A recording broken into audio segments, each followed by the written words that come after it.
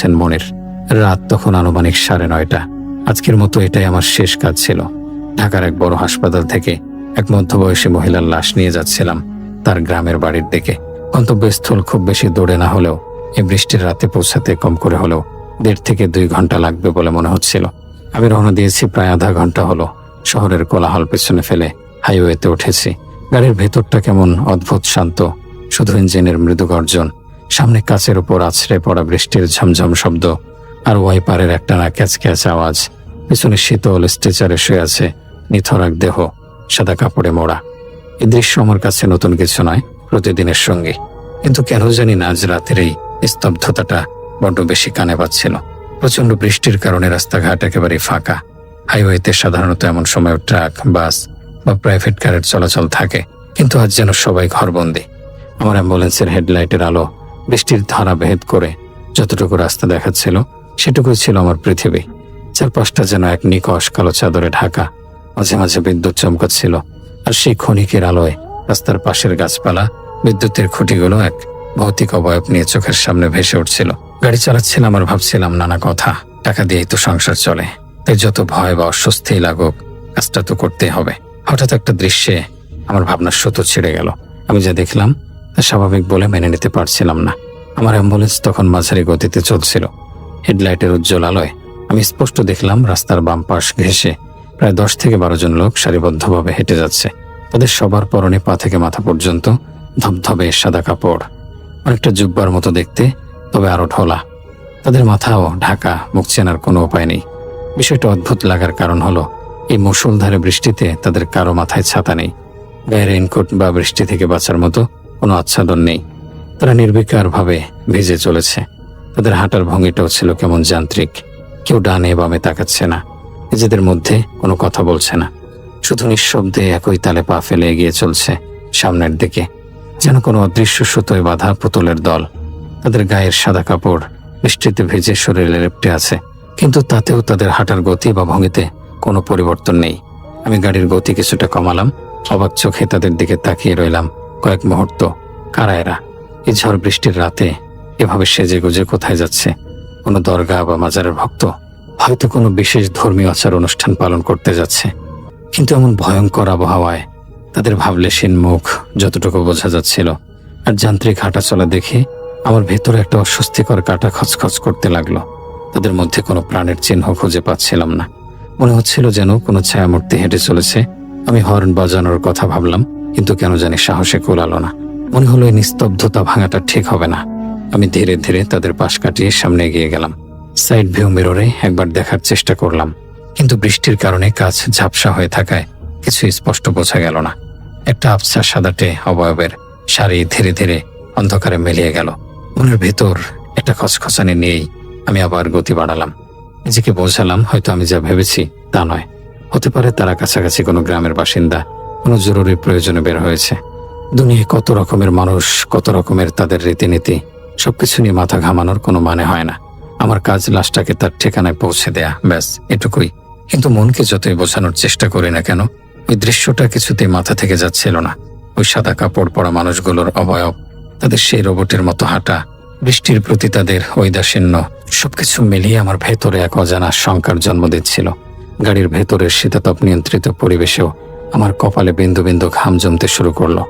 আমি রেডিওটা চালিয়ে দিলাম, যদি কোনো শব্দ এই অস্বস্তিকর নীরবতাকে ভাঙতে পারে। কিন্তু রেডিওতেও শুধু শো শো শব্দ হচ্ছিল, কোনো স্টেশনে ঠিক মতো পাওয়া যাচ্ছিল না। অগত্যা সেটাও বন্ধ করে দিলাম। আবার সেই 3টি শব্দ, ইঞ্জিনের গর্জন, বৃষ্টির ঝমঝম আর ওয়াইপারের ক্যাচক্যাচ আওয়াজ, আর তার সাথে যোগ হয়েছে আমার হৃৎপিণ্ডের ধুকপুক শব্দ, যা আমি স্পষ্ট শুনতে পাচ্ছিলাম। আমি তখনও জানতাম না এই অদ্ভুত ঘটনাটি ছিল কেবল শুরু। সামনে আমার জন্য যে আরো কত ভয়ঙ্কর আর অবিশ্বাস্য অভিজ্ঞতা অপেক্ষা করে আছে তার কোনো ধারণাই আমার ছিল না। আমি শুধু অ্যাম্বুলেন্সের স্টিয়ারিং হুইলটা শক্ত করে ধরে দরদ পড়তে পড়তে সামনের কালো অন্ধকার রাস্তার দিকে তাকিয়ে রইলাম। আমার শুধু মনে হচ্ছিল যত তাড়াতাড়ি সম্ভব এই লাশটা পৌঁছে দিয়ে ফিরতে পারলেই বাঁচি। এই রাতটা কেন জানি ভালো ঠেকছে না, বড্ড বেশি দীর্ঘ আর ভয়ঙ্কর মনে হচ্ছে। সাদা কাপড় পরা সেই মানুষগুলোর দৃশ্যটা মাথা থেকে ঝেড়ে ফেলার আপ্রাণ চেষ্টা করছিলাম, কিন্তু কিছুতেই পারছিলাম না। চোখের সামনে বারবার ভেসে উঠছিল তাদের সেই নির্বিকার ভাবলেশীন হেঁটে যাওয়ার ছবি। আমি স্টিয়ারিং হুইল আরো শক্ত করে আঁকড়ে ধরলাম, অ্যাক্সিলারেটরে পায়ের চাপ বাড়িয়ে দিলাম। উদ্দেশ্য একটাই, যত দ্রুত সম্ভব এই ফাঁকা অন্ধকার হাইওয়ে পার হওয়া। চারপাশের এই পরিবেশটা ধীরে ধীরে আমার স্নায়ুর ওপর চাপ সৃষ্টি করছিল। প্রায় 10-15 মিনিট গাড়ি চালানোর পর আমি আরেকটি অস্বাভাবিক দৃশ্যের সম্মুখীন হলাম। প্রথমে ভেবেছিলাম চোখের ভুল। হেডলাইটের আলোয় রাস্তার পাশে কিছু একটা পড়ে থাকতে দেখলাম। জিনিসটা ঠিক কি তা বোঝার জন্য গাড়ির গতি কিছুটা কমালাম। কাছে যেতেই দৃশ্যটা স্পষ্ট হলো, আর আমার বুকের ভেতরটা ধক করে উঠল। রাস্তার পাশে জমাট বাঁধা বৃষ্টির পানির মধ্যে 3-4টে কুকুর মরে পড়ে আছে। কিন্তু এটা কোনো সাধারণ মৃত্যু নয়। কুকুরগুলোর অবস্থা ছিল বিভৎস। মুষলধারে বৃষ্টির সাথে মাঝে মধ্যেই আকাশ কাঁপিয়ে বিদ্যুৎ চমকাচ্ছিল। সেই বজ্রপাতের ক্ষণস্থায়ী আলো আর আমার অ্যাম্বুলেন্সের হেডলাইটের আলোয় আমি স্পষ্ট দেখতে পেলাম কুকুরগুলোর শরীর রক্তে ভেজা। বৃষ্টির পানি সে রক্ত ধুয়ে দিয়ে একটা লালচে স্রোত তৈরি করেছে, যা রাস্তার পাশের নর্দমার দিকে গড়িয়ে যাচ্ছে। কুকুরগুলোর দেহ এমনভাবে থেতলে গেছে যেন কেউ বা কারা সেগুলোকে প্রচণ্ড আক্রোশে মাটিতে আছড়ে মেরেছে। কোনোটার মাথা ফেটে মগজ বেরিয়ে এসেছে, কোনোটার পেট চিরে নাড়িভুড়ি বেরিয়ে পড়েছে। দৃশ্যটা এতটাই নৃশংস ছিল যে আমার বমি ঠেলে আসতে চাইল। আমি কোনো মতে নিজেকে সামলে নিলাম। এমন দৃশ্য দেখা আমার জন্য নতুন নয়। সড়ক দুর্ঘটনায় প্রায় এমনটা ঘটে, কিন্তু আমার মন বলছিল এটা কোনো সাধারণ দুর্ঘটনা নয়। কোনো দ্রুতগামী গাড়ি এসে ধাক্কা মারলে কুকুরগুলোর দেহ ছিটকে যেত, কিন্তু এভাবে এক জায়গায় দলবদ্ধভাবে থেতলে পড়ে থাকতো না। তাদের মৃত্যুর ধরনটা ছিল অস্বাভাবিক, অস্বাভাবিক। আমি বেশিক্ষণ সেখানে দাঁড়ালাম না। ওই দৃশ্য বেশিক্ষণ দেখলে হয়তো আমি অসুস্থ হয়ে পড়ব। আমি দ্রুত জায়গাটা পার হয়ে গেলাম, কিন্তু আমার মনের ভেতর তোলপাড় শুরু হয়ে গেছে। প্রথমে ওই সাদা কাপড়ের শাড়ি, আর এখন এই কুকুরগুলোর এমন নির্মম মৃত্যু। দুটো ঘটনা কি কাকতালীয়, নাকি এর পেছনে অন্য কোনো সংযোগ রয়েছে? আমার মনের গভীরে জমে থাকা ভয়টা এবার ধীরে ধীরে মাথাচাড়া দিয়ে উঠতে শুরু করলো। এই নির্জন বৃষ্টিস্নাত রাতে এমন পরপর দুটি অস্বাভাবিক ঘটনা আমার মনের স্বাভাবিক অবস্থাকে বিঘ্নিত করছিল। হঠাৎ করে আমার মনে পড়ে গেল অতীতে ঘটে যাওয়া কিছু ছোটখাটো কিন্তু ব্যাখ্যাতীত ঘটনার কথা। এই অ্যাম্বুলেন্স চালানোর পেশায় আমি আছি প্রায় 2.5 বছর। এই স্বল্প সময়ে এমন কিছু ঘটনার সাক্ষী হয়েছি যার কোনো যৌক্তিক ব্যাখ্যা আমি আজও খুঁজে পাইনি। একবার এক শীতের রাতে এক বৃদ্ধের লাশ নিয়ে যাচ্ছিলাম। মাঝ রাস্তায় হঠাৎ করে অ্যাম্বুলেন্সের পেছনের অংশ থেকে মৃদু গঙ্গানের শব্দ শুনতে পাই। আমি গাড়ি থামিয়ে পেছনে গিয়ে দেখি সবকিছু আগের মতোই নীরব, নিথর। হয়তো বাতাসের শব্দ বা মনের ভুল ভেবে আমি আবার চালানো শুরু করি, কিন্তু কিছুক্ষণ পর আবার সেই একই শব্দ। সেবার আমার গা ছমছম করে উঠছিল। আরেকবার ঘটেছিল অন্য এক ঘটনা। এক যুবকের লাশ নিয়ে ফিরছিলাম হাসপাতাল থেকে। তার পরিবার লাশ গ্রহণ করতে চায়নি, তাই বেওয়ারিশ হিসেবে দাফনের জন্য নিয়ে যাচ্ছিলাম। হঠাৎ সাইড ভিউ মিররে চোখ পড়তে দেখি আমার পাশে কো ড্রাইভারের সিটে আবছা একটা ছায়ামূর্তি বসে আছে। আমি এতটাই চমকে গিয়েছিলাম যে হার্ট অ্যাটাক হওয়ার দশা। প্রচন্ড জোরে ব্রেক কষেছিলাম, কিন্তু পাশে তাকিয়ে দেখি সিটটা একেবারেই খালি। এমন আরো 2-1টি ঘটনা আমার সাথে ঘটেছে। প্রতিবারই আমি নিজেকে বুঝিয়েছি যেগুলো আমার মনের ভুল, সারাদিনের ক্লান্তি আর মানসিক চাপের ফল। লাশ নিয়ে সারাদিন ঘোরার কারণে হয়তো মাথায় সব ভূত প্রেতের চিন্তা আসে। কিন্তু আজকের ঘটনাগুলো যেন আগের সব অভিজ্ঞতাকে ছাপিয়ে যাচ্ছিল। প্রথমে সেই রহস্যময় সাদা অবয়বের দল, তারপরে নৃশংসভাবে মরে পড়ে থাকা কুকুর। দুটো ঘটনা আমার মনের মধ্যে এমনভাবে গেঁথে গেছে যে আমি কিছুতেই সেগুলোকে মুছে ফেলতে পারছি না। আর ঠিক তখনই আমার মনে পড়ল এক শীতল সত্যের কথা। আমার এই অ্যাম্বুলেন্সের পেছনে একটা লাশ আছে, এক নিথর প্রাণহীন দেহ। আর এই সত্যটা মনে পড়ার সাথে সাথেই আমার শিরদাঁড়া দিয়ে একটা ঠান্ডা স্রোত বয়ে গেল। আমার মনে হতে লাগলো আজকের এই সমস্ত অস্বাভাবিক ঘটনার কেন্দ্রবিন্দু হয়তো আমার গাড়িতে থাকা এই লাশটি। হয়তো ওই লাশটিকে তার ঠিকানায় পৌঁছে দেওয়ার আগ পর্যন্ত আজ রাতে আমার সাথে আরো নতুন কোনো ভয়ঙ্কর ঘটনা ঘটতে চলেছে। এই ভাবনাটা মাথায় আসতে আমার গলা শুকিয়ে কাঠ হয়ে গেল। ঢোক গিলতে গিয়েও পারলাম না। আমার হাত পা কেমন ঠান্ডা হয়ে আসতে লাগলো। আমি বুঝতে পারছিলাম আমি প্রচন্ড ভয় পাচ্ছি। যে ভয়টা আমি এতদিন ধরে মনের গভীরে চেপে রেখেছিলাম তা আজ বাঁধ ভেঙে বেরিয়ে আসতে চাইছে। আমি গাড়ির ভেতরের বাতিটা জ্বালিয়ে দিলাম। পেছনের দিকে তাকানোর সাহস হলো না। ড্রাইভিং কেবিন আর পেছনের লাশ রাখার অংশের মাঝে একটা কাচের দেয়াল আছে, যেটা একটা পর্দা দিয়ে ঢাকা থাকে। আমি ভুলেও সেই পর্দার দিকে তাকালাম না। আমার শুধু মনে হচ্ছিল যদি পর্দাটা সরাই তাহলে হয়তো এমন কিছু দেখব যা দেখার জন্য আমি মানসিকভাবে প্রস্তুত নই।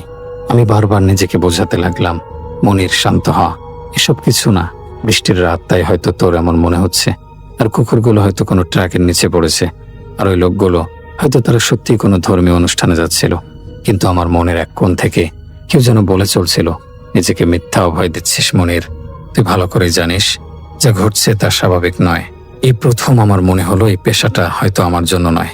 এই রাতের আধারে নির্জন রাস্তায় লাশ বয়ে নিয়ে যাওয়ার কাজটা যতটা সহজ মনে হয় ততটা সহজ নয়। এর সাথে জড়িয়ে আছে এক অজানা অদৃশ্য জগতের হাতছানি, যে জগৎটা আমাদের স্বাভাবিক দৃষ্টির আড়ালে থাকে, কিন্তু মাঝে মাঝে তার অস্তিত্বের জানান দিয়ে যায়। আমার শরীর কাঁপতে শুরু করেছে।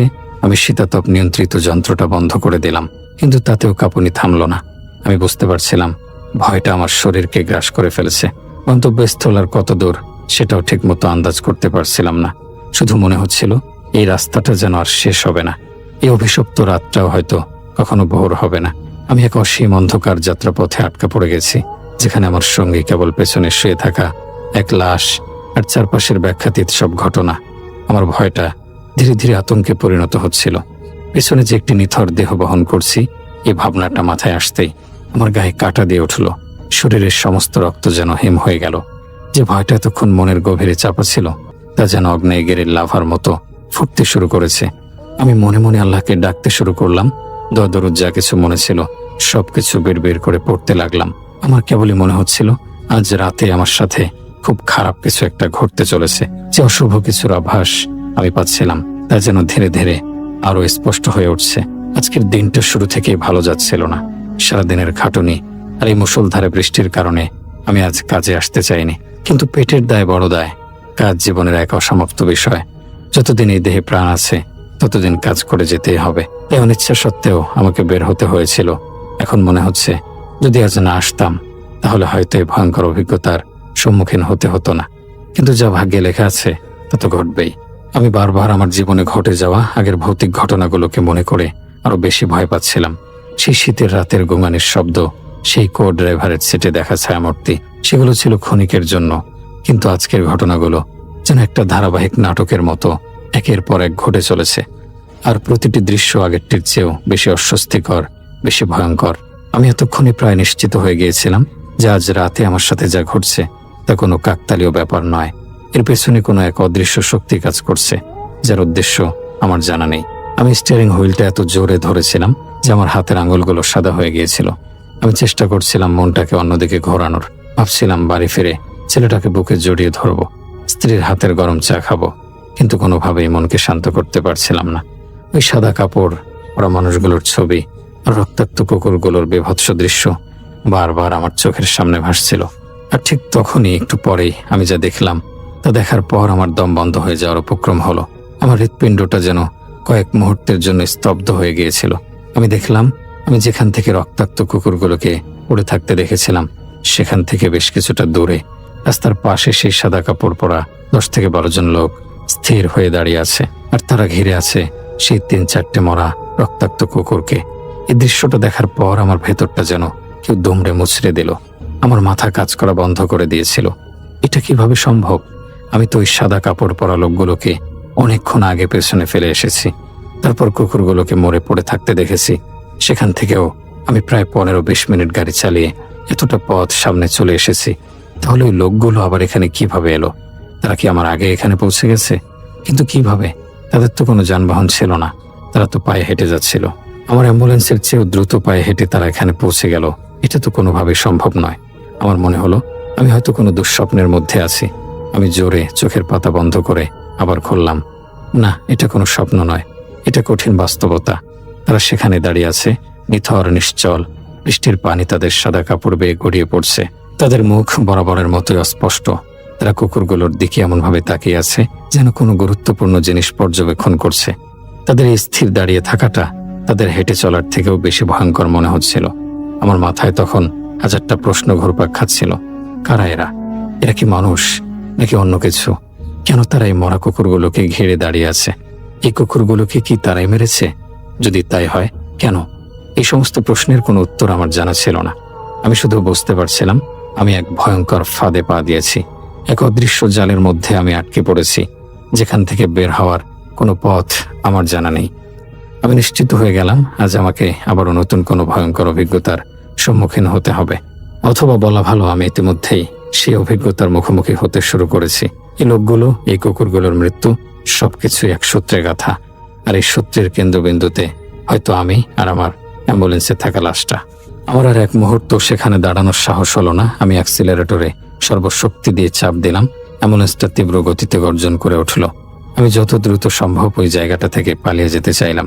আমি গাড়ির গতি এতটাই বাড়িয়ে দিলাম যে বৃষ্টির পানিতে ভেজা রাস্তায় গাড়িটা নিয়ন্ত্রণ রাখা কঠিন হয়ে পড়ছিল। কিন্তু তখন আমার সেদিকে কোনো হুঁশ ছিল না। আমার একমাত্র লক্ষ্য ছিল ওই ভয়ঙ্কর দৃশ্য আর ওই রহস্যময় অবয়বগুলোর কাছ থেকে দূরে চলে যাওয়া। সাইড ভিউ মিররের দিকে তাকানোর কথা আমি ভুলেও চিন্তা করিনি। আমার ভয় হচ্ছিল যদি আমি পেছনে তাকাই তাহলে হয়তো দেখব তারা আমার দিকে তাকিয়ে হাসছে, অথবা হয়তো তারা অবিশ্বাস্য গতিতে আমার অ্যাম্বুলেন্সের পেছনে ছুটে আসছে। এই কল্পনাটা এতটাই ভয়ানক ছিল যে আমার গায়ে কাঁটা দিয়ে উঠল। আমার মুখ দিয়ে আর দোয়া দরদ বের হচ্ছিল না। ভয় আমার কণ্ঠনালীকে চেপে ধরেছিল। আমি শুধু ফ্যাল ফ্যাল করে সামনের রাস্তার দিকে তাকিয়েছিলাম। হেডলাইটের আলোয় বৃষ্টির ফোঁটাগুলোকে কাচের টুকরোর মতো স্বচ্ছ দেখাচ্ছিল। আমার মনে হচ্ছিল আমি যেন এক অন্ধকার সুড়ঙ্গের মধ্য দিয়ে ছুটে চলেছি, যার কোনো শেষ নেই। এই ঘটনার পর আমার মনের শেষ শক্তিটুকুও যেন নিঃশেষ হয়ে গেল। আমি বুঝতে পারছিলাম আমি একা নই। এই নির্জন রাস্তায় আমার সাথে আরো কেউ বা কারা আছে। তারা মানুষ নয়, তারা অন্য কিছু, এমন কিছু যার অস্তিত্ব আমরা স্বাভাবিক অবস্থায় বিশ্বাস করি না, কিন্তু বিপদে পড়লে যার উপস্থিতি আমাদের শরীর মনকে অবশ করে দেয়। আমি সেই অশুভ কিছুর পাল্লায় পড়েছি। এখন শুধু অপেক্ষা তারা আমার সাথে কি করতে চায় তা দেখার। আমার বেঁচে ফেরার আশা ধীরে ধীরে ক্ষীণ হয়ে আসছিল। আমি শুধু ভাবছিলাম আমার পরিবার, আমার ছেলে মেয়ের কথা। আমি কি আর কখনো তাদের মুখ দেখতে পাবো? এই প্রশ্নটা আমার বুকের ভেতর হাতুড়ির মতো আঘাত করছিল। আমার ভেতরটা তখন ভয়ে, আতঙ্কে আর হাজারো প্রশ্নে তোলপাড় করছিল। আমি নিজের মনকে এই ভয়ঙ্কর বাস্তবতা থেকে অন্যদিকে সরিয়ে নেওয়ার জন্য আপ্রাণ চেষ্টা করছিলাম। ভাবার চেষ্টা করছিলাম ভালো কোনো স্মৃতির কথা, কোনো সুখের মুহূর্তের কথা, কিন্তু কিছুতেই পারছিলাম না। আমার সমস্ত চেতনা জুড়ে তখন কেবল ওই সাদা কাপড়ের অবয়ব আর তাদের ঘিরে থাকা বীভৎস দৃশ্যগুলোই ঘুরপাক খাচ্ছিল।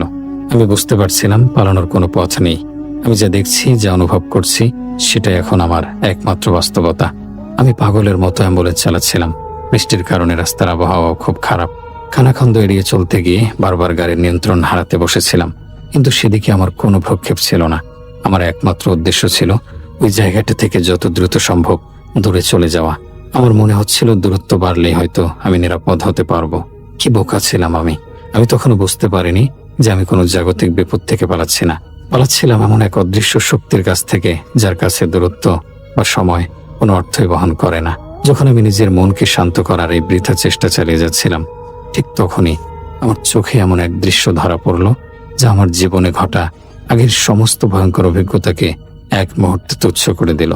ওই দৃশ্য দেখার পর আমার চোখ যেন ছানা বড়া হয়ে গেল। আমার পা থেকে মাটি সরে যাওয়ার মতো অনুভূতি হলো। শরীরের সমস্ত শক্তি যেন এক ঝটকায় কেউ শুষে নিল। আমি নিজের চোখকে বিশ্বাস করতে পারছিলাম না। আমি দেখলাম রাস্তার ডান পাশে খানিকটা দূরে একটা বিশাল বটগাছের নিচে সেই সাদা কাপড় পরা লোকগুলো সারিবদ্ধভাবে দাঁড়িয়ে আছে। কিন্তু এবার তারা কুকুর ঘিরে দাঁড়িয়ে নেই। তারা যা করছিল তা আমার কল্পনারও অতীত ছিল। তারা জানাজার নামাজ পড়ছিল। হ্যাঁ, আমি স্পষ্ট দেখলাম তারা নামাজের ভঙ্গিতে দাঁড়িয়ে আছে। তাদের সামনে একটা খাটিয়ার ওপর সাদা কাপড়ে মোড়ানো একটি লাশ রাখা। এই ঝড় বৃষ্টির রাতে এই নির্জন হাইওয়ের পাশে একটা বটগাছের নিচে তারা একটা জানাজার আয়োজন করেছে। দৃশ্যটা এতটাই পরবাস্তব, এতটাই অবিশ্বাস্য ছিল যে আমার মস্তিষ্ক যেন মুহূর্তের জন্য কাজ করা বন্ধ করে দিয়েছিল। আমি অ্যাম্বুলেন্সের গতি কমাতে বাধ্য হলাম। আমার হাত পা ভয়ে অসাড় হয়ে আসছিল, কিন্তু চোখ দুটো যেন ওই দৃশ্যের সাথে আটকে গিয়েছিল। আমি দেখলাম তাদের মধ্যে একজন সামনে দাঁড়িয়ে ইমামতি করছে, আর বাকিরা তার পেছনে সারিবদ্ধভাবে দাঁড়িয়ে। তাদের নাড়াচাড়া, তাদের ওঠা বসা সবকিছুই ছিল নিখুঁত, কিন্তু তাদের চারপাশে কোনো আলো ছিল না, কোনো মানুষজন ছিল না, কোনো কোলাহল ছিল না। ছিল শুধু মুষলধারে বৃষ্টির শব্দ আর মাঝে মাঝে বিদ্যুতের ভয়ঙ্কর ঝলকানি। সেই ঝলকানির আলোয় তাদের সাদা অবয়বগুলো আরো বেশি ভৌতিক, আরো বেশি জীবন্ত হয়ে উঠছিল। রাস্তায় এতক্ষণ ধরে আমার অ্যাম্বুলেন্স ছাড়া আর কোনো গাড়ি আমি দেখিনি। এই চরম সত্যটা আমার ভয়ের মাত্রাকে আরো কয়েক গুণ বাড়িয়ে দিল। এই নির্জনতায়, এই ভয়াবহ পরিবেশে এমন একটা দৃশ্য দেখার জন্য কোনো মানুষই মানসিকভাবে প্রস্তুত থাকতে পারে না। আমার শরীরের রক্তগুলো যেন জমাট বেঁধে যাচ্ছিল। ভয়ে আমার কলিজাটা যেন গলার কাছে এসে আটকে গিয়েছিল। আমি চিৎকার করতে চাইছিলাম, কিন্তু আমার মুখ দিয়ে কোনো স্বর বেরোচ্ছিল না। তারা তাদের জানাজা পড়ছে। খাটিয়ার ওপর শোয়ানো লাশটাকার। এই গভীর রাতে এই রাস্তার পাশে লাশ এলো কোথা থেকে? আর এই লোকগুলো বা কারা, যারা এমন পরিবেশে মৃতের জন্য প্রার্থনা করছে? হাজারো প্রশ্ন আমার মাথায় ঘুরছিল, কিন্তু আমি জানতাম এই প্রশ্নগুলোর কোনো জাগতিক উত্তর নেই। আমি বেশিক্ষণ ওই দিকে তাকিয়ে থাকার সাহস করতে পারলাম না। আমার মনে পড়ে গেল বড়দের মুখে শোনা কথা, এসব খারাপ জিনিস বা অশুভ অবয়বের প্রতি যত বেশি মনোযোগ দেওয়া হয় তারা তত বেশি আকৃষ্ট হয়। তারা বুঝতে পারে যে তুমি তাদের দেখতে পাচ্ছ, তাদের অস্তিত্বকে স্বীকার করছো, আর তখনই তারা ক্ষতি করার জন্য মরিয়া হয়ে ওঠে। এই বিশ্বাসটা আমার মনে এতটাই গেঁথেছিল যে আমি সঙ্গে সঙ্গে আমার দৃষ্টি ফিরিয়ে নিলাম। আমি এমন ভান করলাম যেন আমি কিছুই দেখিনি। আমি আমার সমস্ত মনোযোগ সামনের রাস্তার উপর কেন্দ্রীভূত করার চেষ্টা করলাম, কিন্তু চোখ ফিরিয়ে নিলেও মনকে ফেরানো যাচ্ছিল না। আমার চোখের সামনে তখনও ভাসছিল সেই ভয়ঙ্কর দৃশ্য, সাদা কাফনের মতো পোশাক পরা একদল অবয়ব, আর তাদের সামনে রাখা একটি লাশ। আমার প্রচণ্ড ভয় লাগছিল, সেটা আমি হাড়ে হাড়ে টের পাচ্ছিলাম। আমার মনে হচ্ছিল আমার অ্যাম্বুলেন্সের প্রতিটি জানালায়, প্রতিটি আয়নায় হয়তো তারা উকি দিচ্ছে, হয়তো তারা আমার দিকেই তাকিয়ে আছে। এই ভাবনাটা আমার শরীরকে কাঁটা দিয়ে ভরিয়ে দিচ্ছিল। আমি নিজের কোনো ক্ষতি হোক তা চাইছিলাম না, বিশেষ করে এমন জিনিসের দ্বারা যাদের উপস্থিতি মানুষকে মৃত্যুর আগে মৃত্যুর শীতলতার সাথে পরিচয় করিয়ে দেয়। এরা সেই জগতের বাসিন্দা যে জগৎ আমাদের সমান্তরালে চলে, কিন্তু যার সাথে আমাদের সাক্ষাৎ কেবল দুর্ভাগ্যই বয়ে আনে। আমি বুঝতে পারছিলাম আমি সেই দুর্ভাগ্যের শিকার হয়েছি। আমি আর গতি কমালাম না, বরং অ্যাক্সিলারেটরে আবার চাপ দিলাম। আবার অ্যাম্বুলেন্সটা সেই জানাজার দৃশ্যকে পেছনে ফেলে তীব্র গতিতে এড়িয়ে চলল। এগিয়ে চলল। আমি একবারও পেছনে ফিরে তাকানোর বা সাইড মিররের দেখার সাহস করলাম না। আমার শুধু মনে হচ্ছিল আমি যদি তাকাই তাহলেই হয়তো আমার যাত্রা এখানে শেষ হয়ে যাবে। আমি শুধু চোখ বন্ধ করে আল্লাহকে ডাকছিলাম আর প্রার্থনা করছিলাম যেন এই ভয়াল রাতটা কোনোভাবে শেষ হয়। কিন্তু আমি জানতাম এই রাতের ভয়াবহতা হয়তো সবে শুরু হয়েছে, আসল পরীক্ষা হয়তো এখনো বাকি। আমি সেই জানাজা পড়া লোকগুলোকে পেছনে ফেলে ঝড়ের গতিতে অ্যাম্বুলেন্স নিয়ে সামনে এগিয়ে যাচ্ছিলাম। আমার পুরো শরীর তখন থরথর করে কাঁপছে। শীতাতপ নিয়ন্ত্রিত যন্ত্র বন্ধ থাকা সত্ত্বেও আমার শীত করছিল, দাঁতে দাঁত লেগে কিটকিট শব্দ হচ্ছিল। আমি স্টিয়ারিং হুইলটা এমনভাবে আঁকড়ে ধরেছিলাম যেন ওটাই আমার একমাত্র আশ্রয়, আমার জীবন বাঁচানোর একমাত্র অবলম্বন। সাইড ভিউ মিরর বা রিয়ার ভিউ মিররের দিকে তাকানোর সাহস আমি এক বিন্দুও করিনি। আমার দৃঢ় বিশ্বাস ছিল যদি আমি তাকাই তাহলেই সর্বনাশ হয়ে যাবে। হয়তো দেখব ওই সাদা অবয়বগুলো খাটিয়া কাঁধে নিয়ে আমার অ্যাম্বুলেন্সের পেছনে ছুটে আসছে, অথবা তার চেয়েও ভয়ঙ্কর কিছু। আমি যে ঠিকানায় লাশটা পৌঁছে দিতে যাচ্ছিলাম সেই ঠিকানা আর খুব বেশি দূরে ছিল না। আমার অনুমান আর বড়জোর 25 থেকে 30 মিনিটের পথ বাকি। এই সময়টুকু যেন আমার কাছে অনন্তকাল বলে মনে হচ্ছিল। আমি মনে মনে শুধু আল্লাহকে ডাকছিলাম যেন কোনো অঘটন ছাড়াই আমি গন্তব্যে পৌঁছাতে পারি। আমার মনে হচ্ছিল একবার মানুষের দেখা পেলে, লোকালয়ে ঢুকতে পারলেই হয়তো এই ভয়ঙ্কর পরিস্থিতি থেকে মুক্তি পাব। আমার মনের মধ্যে তখন একটা অদ্ভুত আকুতি কাজ করছিল। আমি চাইছিলাম অন্তত পক্ষে একটা গাড়ি, একটা ট্রাক, একটা মোটর বাইক বা একজন সাইকেল আরোহী হলেও আমার সামনে বা পেছনে থেকে আসুক। অন্য কোনো মানুষের উপস্থিতি যে কতটা স্বস্তিদায়ক হতে পারে তা আমি সেই রাতে প্রথম অনুভব করছিলাম। একটা জীবন্ত মানুষের দেখা পেলে হয়তো আমার মনে একটু সাহস আসতো, আমি একটু স্বস্তি পেতাম। কিন্তু আমার ভাগ্য হয়তো সেদিন প্রসন্ন ছিল না। রাস্তাটা ছিল অস্বাভাবিক রকমের ফাঁকা, একটা গাড়িও আমার চোখে পড়েনি। এটা বড়ই অদ্ভুত আর অস্বাভাবিক একটা ঘটনা ছিল, কারণ এই হাইওয়েটা বেশ ব্যস্ত। যত রাতি হোক বা যত বৃষ্টি হোক, মালবাহী ট্রাক বা দূরপাল্লার বাস চলাচল করে, কিন্তু আজ যেন পুরো রাস্তাটাকেই কোনো অশুভ শক্তি গ্রাস করে নিয়েছে, যেখানে আমি আর আমার অ্যাম্বুলেন্স ছাড়া আর কারো প্রবেশের অধিকার নেই। কিন্তু এই অস্বাভাবিকতা নিয়ে বেশিক্ষণ ভাবার মতো মানসিক অবস্থা আমার ছিল না।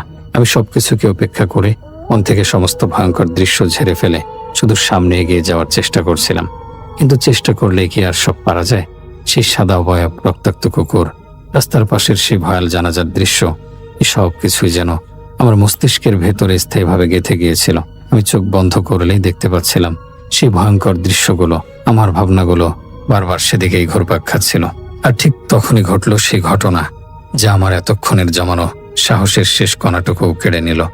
হঠাৎ করে আমি আমার অ্যাম্বুলেন্সের পেছন দিক থেকে, অর্থাৎ যেদিকে লাশটা রাখা আছে, সেদিক থেকে একটা বিকট হাসির শব্দ শুনতে পেলাম। সেটা কোনো সাধারণ মানুষের হাসি ছিল না। সেই হাসির শব্দ ছিল কর্কশ, তীক্ষ্ণ আর অস্বাভাবিক রকমের জোরালো। মনে হচ্ছিল যেন কেউ ধাতব কিছু দিয়ে কাছের উপর আঁচড় কাটছে। সেই হাসিতে কোনো আনন্দ ছিল না, ছিল শুধু ভয়াবহতা। সেই ভয়ঙ্কর হাসির শব্দ আমার কানে প্রবেশ করার সাথে সাথেই আমার হৃৎপিণ্ডটা গলার কাছে চলে এলো। আমার মনে হলো আমার কানের পর্দা ফেটে যাবে।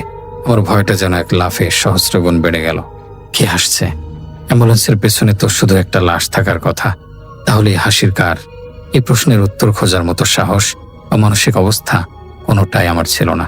আমি ধরে নিয়েছিলাম এটা সেই অশুভ শক্তিরই কাজ, যারা এতক্ষণ ধরে আমার পেছু নিয়েছিল। হয়তো তারা এখন আমার গাড়ির ভেতরেই প্রবেশ করেছে। সেই বিভৎস হাসি আর থেকে থেকে বিদ্যুৎ চমকানোর ভয়ঙ্কর শব্দ সব কিছু মিলে এমন এক গা ছমছমে পরিবেশ তৈরি করেছিল যে এরকম পরিস্থিতিতে বিশ্বের সবচেয়ে সাহসী মানুষও একা থাকলে ভয়ে জমে যেত। এতে কোনো সন্দেহ নেই। আমার মনে হচ্ছিল আমি যেন নরকের মধ্যে দিয়ে গাড়ি চালিয়ে যাচ্ছি। আমার একবারের জন্য মনে হয়নি যে আমি পেছনে গিয়ে লাশটা পরীক্ষা করে দেখব, কারণ আমি ভালো করে জানতাম এই সমস্ত পরিস্থিতিতে মৃতদেহের ওপর অনেক খারাপ জিনিসের প্রভাব পড়ে। বড়দের কাছে শুনেছি অশুভ শক্তিরা প্রায় নিথর দেহকে তাদের মাধ্যম হিসেবে ব্যবহার করে, আর তখন সে মৃতদেহের মধ্যে এমন সব প্রতিক্রিয়া দেখা যায় যেগুলো শুধুমাত্র জীবিত মানুষের পক্ষেই করা সম্ভব। হয়তো লাশটা উঠে বসেছে, অথবা হয়তো লাশটাই অমন ভয়ঙ্করভাবে হাসছে। এই কল্পনাটা এতটাই ভয়াবহ ছিল যে আমি পেছনের দিকে তাকানোর চিন্তা মাথা থেকেও দূর করে দিলাম। আমার তখন একটাই কাজ ছিল, কোনো দিকে না তাকিয়ে, কোনো কিছু না ভেবে শুধু অ্যাম্বুলেন্স চালিয়ে সামনে এগিয়ে যাওয়া। আমি অ্যাক্সিলারেটরের উপর থেকে পা সরাইনি এক মুহূর্তের জন্য। আমার মনে হচ্ছিল আমি যদি গাড়ি থামাই তাহলেই হয়তো আমার জীবনটাও থেমে যাবে। সেই কর্কশ বিকট হাসিটা একটানা চলছিল। কখনো হাসির শব্দ বাড়ছিল, আবার কখনো কিছুটা কমছিল, কিন্তু থামছিল না। আমার চোখ দিয়ে পানি পড়া শুরু করছিল। আমি কাঁদছিলাম ভয়ে, আতঙ্কে আর চরম অসহায়ত্বে। আমার মনে হচ্ছিল এই বুঝি আমার জীবনের শেষ রাত। আমি আর আমার পরিবারকে দেখতে পাবো না, আমার সন্তানদের মুখ দেখতে পাবো না। এই ভয়ঙ্কর চিন্তাগুলো আমাকে আরো দুর্বল করে দিচ্ছিল, কিন্তু তার মধ্যেও আমার বাঁচার একটা তীব্র আকাঙ্ক্ষা কাজ করছিল। আমি হাল ছেড়ে দিতে চাইনি। আমি শেষ পর্যন্ত চেষ্টা করে যেতে চেয়েছিলাম। তাই কান্নার ভয়কে সঙ্গী করেই আমি অ্যাম্বুলেন্সের স্টিয়ারিং ধরে বসে রইলাম আর ছুটে চললাম এক অজানা অন্ধকার ভবিষ্যতের দিকে। সেই নারকীয় হাসি শুনতে শুনতে আমি যখন প্রায় আধমরা, তখন হঠাৎ করে একটা ঝাঁকুনি দিয়ে আমার অ্যাম্বুলেন্সটা থেমে গেল। ইঞ্জিনটা কয়েকবার কেঁপে উঠে চিরতরে স্তব্ধ হয়ে গেল। ততক্ষণে সেই বিকট হাসির আওয়াজটাও নিজে থেকেই বন্ধ হয়ে গিয়েছিল, কিন্তু সেই হাসির প্রতিধ্বনি যেন আমার মস্তিষ্কের ভেতরে তখনও বেজে চলেছিল। হঠাৎ করে আসা এই নিস্তব্ধতাটা আমার কাছে হাসির শব্দের চেয়েও বেশি ভয়ঙ্কর মনে হলো।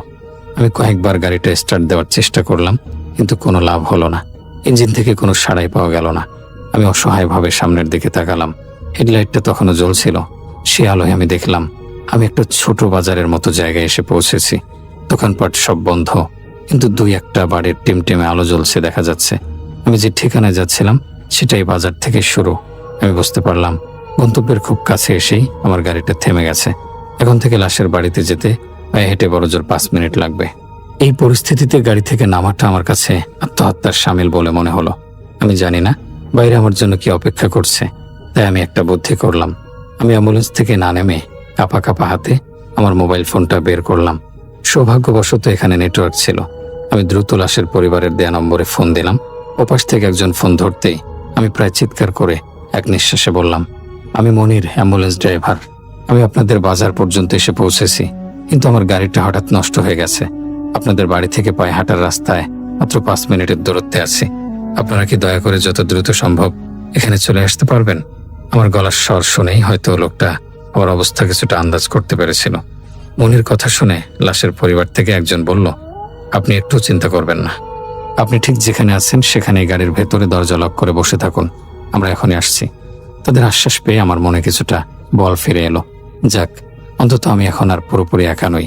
কিছুক্ষণের মধ্যেই সাহায্য এসে পৌঁছাবে। আমি গাড়ির সেন্ট্রাল লকটা আরো একবার পরীক্ষা করে নিলাম।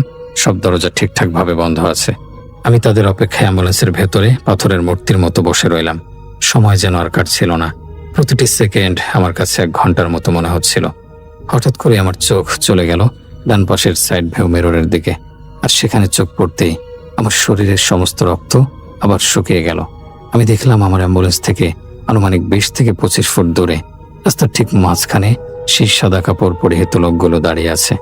10-12 জন। তারা কোনো হাঁটাচলা করছে না, কোনো নড়াচড়া করছে না, শুধু একভাবে আমার অ্যাম্বুলেন্সের দিকে তাকিয়ে স্থির হয়ে দাঁড়িয়ে আছে। বৃষ্টির পানিতে তাদের অবয়বগুলো কেমন যেন অপার্থিব লাগছিল। বাজারের টিমটিমে আলোয় তাদের ছায়াগুলো দীর্ঘ হয়ে রাস্তার উপর পড়েছে, যা দৃশ্যটাকে আরো ভয়ঙ্কর করে তুলেছে। এবার আমার আর কোনো সন্দেহ রইল না যে আমার গাড়িটা নষ্ট হয়নি, ওটাকে নষ্ট করা হয়েছে। এটা তাদেরই কাজ। তারা আমাকে এখানে আটকাতে চায়। তাদের উদ্দেশ্য কি আমি জানি না, কিন্তু সেটা যে ভালো কিছু নয় তা আমি নিশ্চিত। আমার গলা শুকিয়ে কাঠ হয়ে গিয়েছিল। আমার মনে হচ্ছিল এই বুঝি আমার হৃৎপিণ্ডটাও বন্ধ হয়ে যাবে। হঠাৎ আমার দাদুর বলা একটা কথা মনে পড়ে গেল। তিনি বলতেন, যখন দেখবি কোনো বিপদে পড়েছিস, কোনো খারাপ জিনিসের পাল্লায় পড়েছিস, তখন যদি আর কোনো পথ খোলা না পাস, তাহলে উঁচু গলায় আজান দেবে। আল্লাহর নাম শয়তানকে দূরে তাড়িয়ে দেয়। এই কথাটা মনে পড়তে আমি যেন বাঁচার একটা পথ খুঁজে পেলাম। আমি আর কোনো কিছু না ভেবে আমার শরীরের যতটুকু শক্তি অবশিষ্ট ছিল সবটুকু একত্রিত করে আমার গলার সমস্ত জোর দিয়ে আজান দিতে শুরু করলাম। আল্লাহু আকবার, আল্লাহু আকবার, আল্লাহু আকবার, আল্লাহু আকবার। আমার কণ্ঠস্বর হয়তো ভয় কাঁপছিল, কিন্তু তা ছিল স্পষ্ট এবং জোরালো। সেই নিস্তব্ধ বৃষ্ণিস্নাত রাতে আমার আজানের ধ্বনি চারদিকে ছড়িয়ে পড়ল। আমি চোখ বন্ধ করে আজান দিয়ে যাচ্ছিলাম। আমার মনে তখন আর কোনো ভয় ছিল না, ছিল শুধু আল্লাহর ওপর অগাধ বিশ্বাস। আমি মনে মনে ঠিক করে নিয়েছিলাম যে লাশের পরিবারের লোকজন আসার আগ পর্যন্ত আমি আজান দিতেই থাকব। আর আমি তাই করলাম। একবার আজান শেষ হলে আমি আবার প্রথম থেকে শুরু করছিলাম। আনুমানিক 7 থেকে 10 মিনিট পর আমি কিছু মানুষের গলার আওয়াজ আর টর্চের আলো দেখতে পেলাম। আমি বুঝতে পারলাম লাশের পরিবার চলে এসেছে। আমি শেষবারের মতো পিছনে সাইড মিররে তাকালাম, কিন্তু সেখানে কেউ ছিল না। রাস্তাটা ছিল একেবারেই ফাঁকা। ওই সাদা অবয়বগুলো যেন বাতাসে মিলিয়ে গেছে। লাশের পরিবার থেকে 3 জন পুরুষ মানুষ এসেছিলেন। তারা আমার গাড়ির কাছে এসে কাছের জানালায় টোকা দিতেই আমি দরজা খুললাম। আমাকে ওই অবস্থায় দেখে তারা হয়তো কিছুটা অবাক হয়েছিলেন, কিন্তু কিছু জিজ্ঞেস করলেন না। আমি গাড়ি থেকে নামার জন্য প্রস্তুতি নিচ্ছিলাম। আমি আর এক মুহূর্ত এই অভিশপ্ত অ্যাম্বুলেন্সে থাকতে চাইছিলাম না। আমি তাদের কাছে প্রায় আকুতি করে বললাম, ভাই, আমার শরীরটা খুব খারাপ লাগছে। আজকের রাতটা কি আমি আপনাদের এখানে একটু থাকতে পারবো? এই অবস্থায় আমি গাড়ি চালিয়ে বাড়ি ফিরতে পারবো না, আর আমার অ্যাম্বুলেন্সটাও তো চলছে না। তাদের মধ্যে থেকে একজন, যিনি বয়সে কিছুটা বড়, তিনি বললেন, অবশ্যই পারবেন। আগে লাশটা বাড়িতে নিয়ে চলুন, আর গাড়ির জন্য চিন্তা করবেন না। আমি গাড়ি সম্পর্কে ভালোই বুঝি। আমি একবার দেখছি আপনার গাড়ির কি হয়েছে। এই বলে লোকটা গাড়ির বনেট খুলে ইঞ্জিন পরীক্ষা করতে লাগলো। কিছুক্ষণ পর সে ভেতরে এসে ড্রাইভিং সিটে বসলো, আর চাবি ঘোরাতেই অবিশ্বাস্যভাবে গাড়িটা এক চান্সে স্টার্ট নিয়ে নিল। লোকটা আমার দিকে তাকিয়ে বলল, কই, আপনার গাড়ি তো একেবারে ঠিক আছে, কোনো সমস্যা তো দেখছি না। আপনি চাইলে এখনই বাড়ি যেতে পারেন।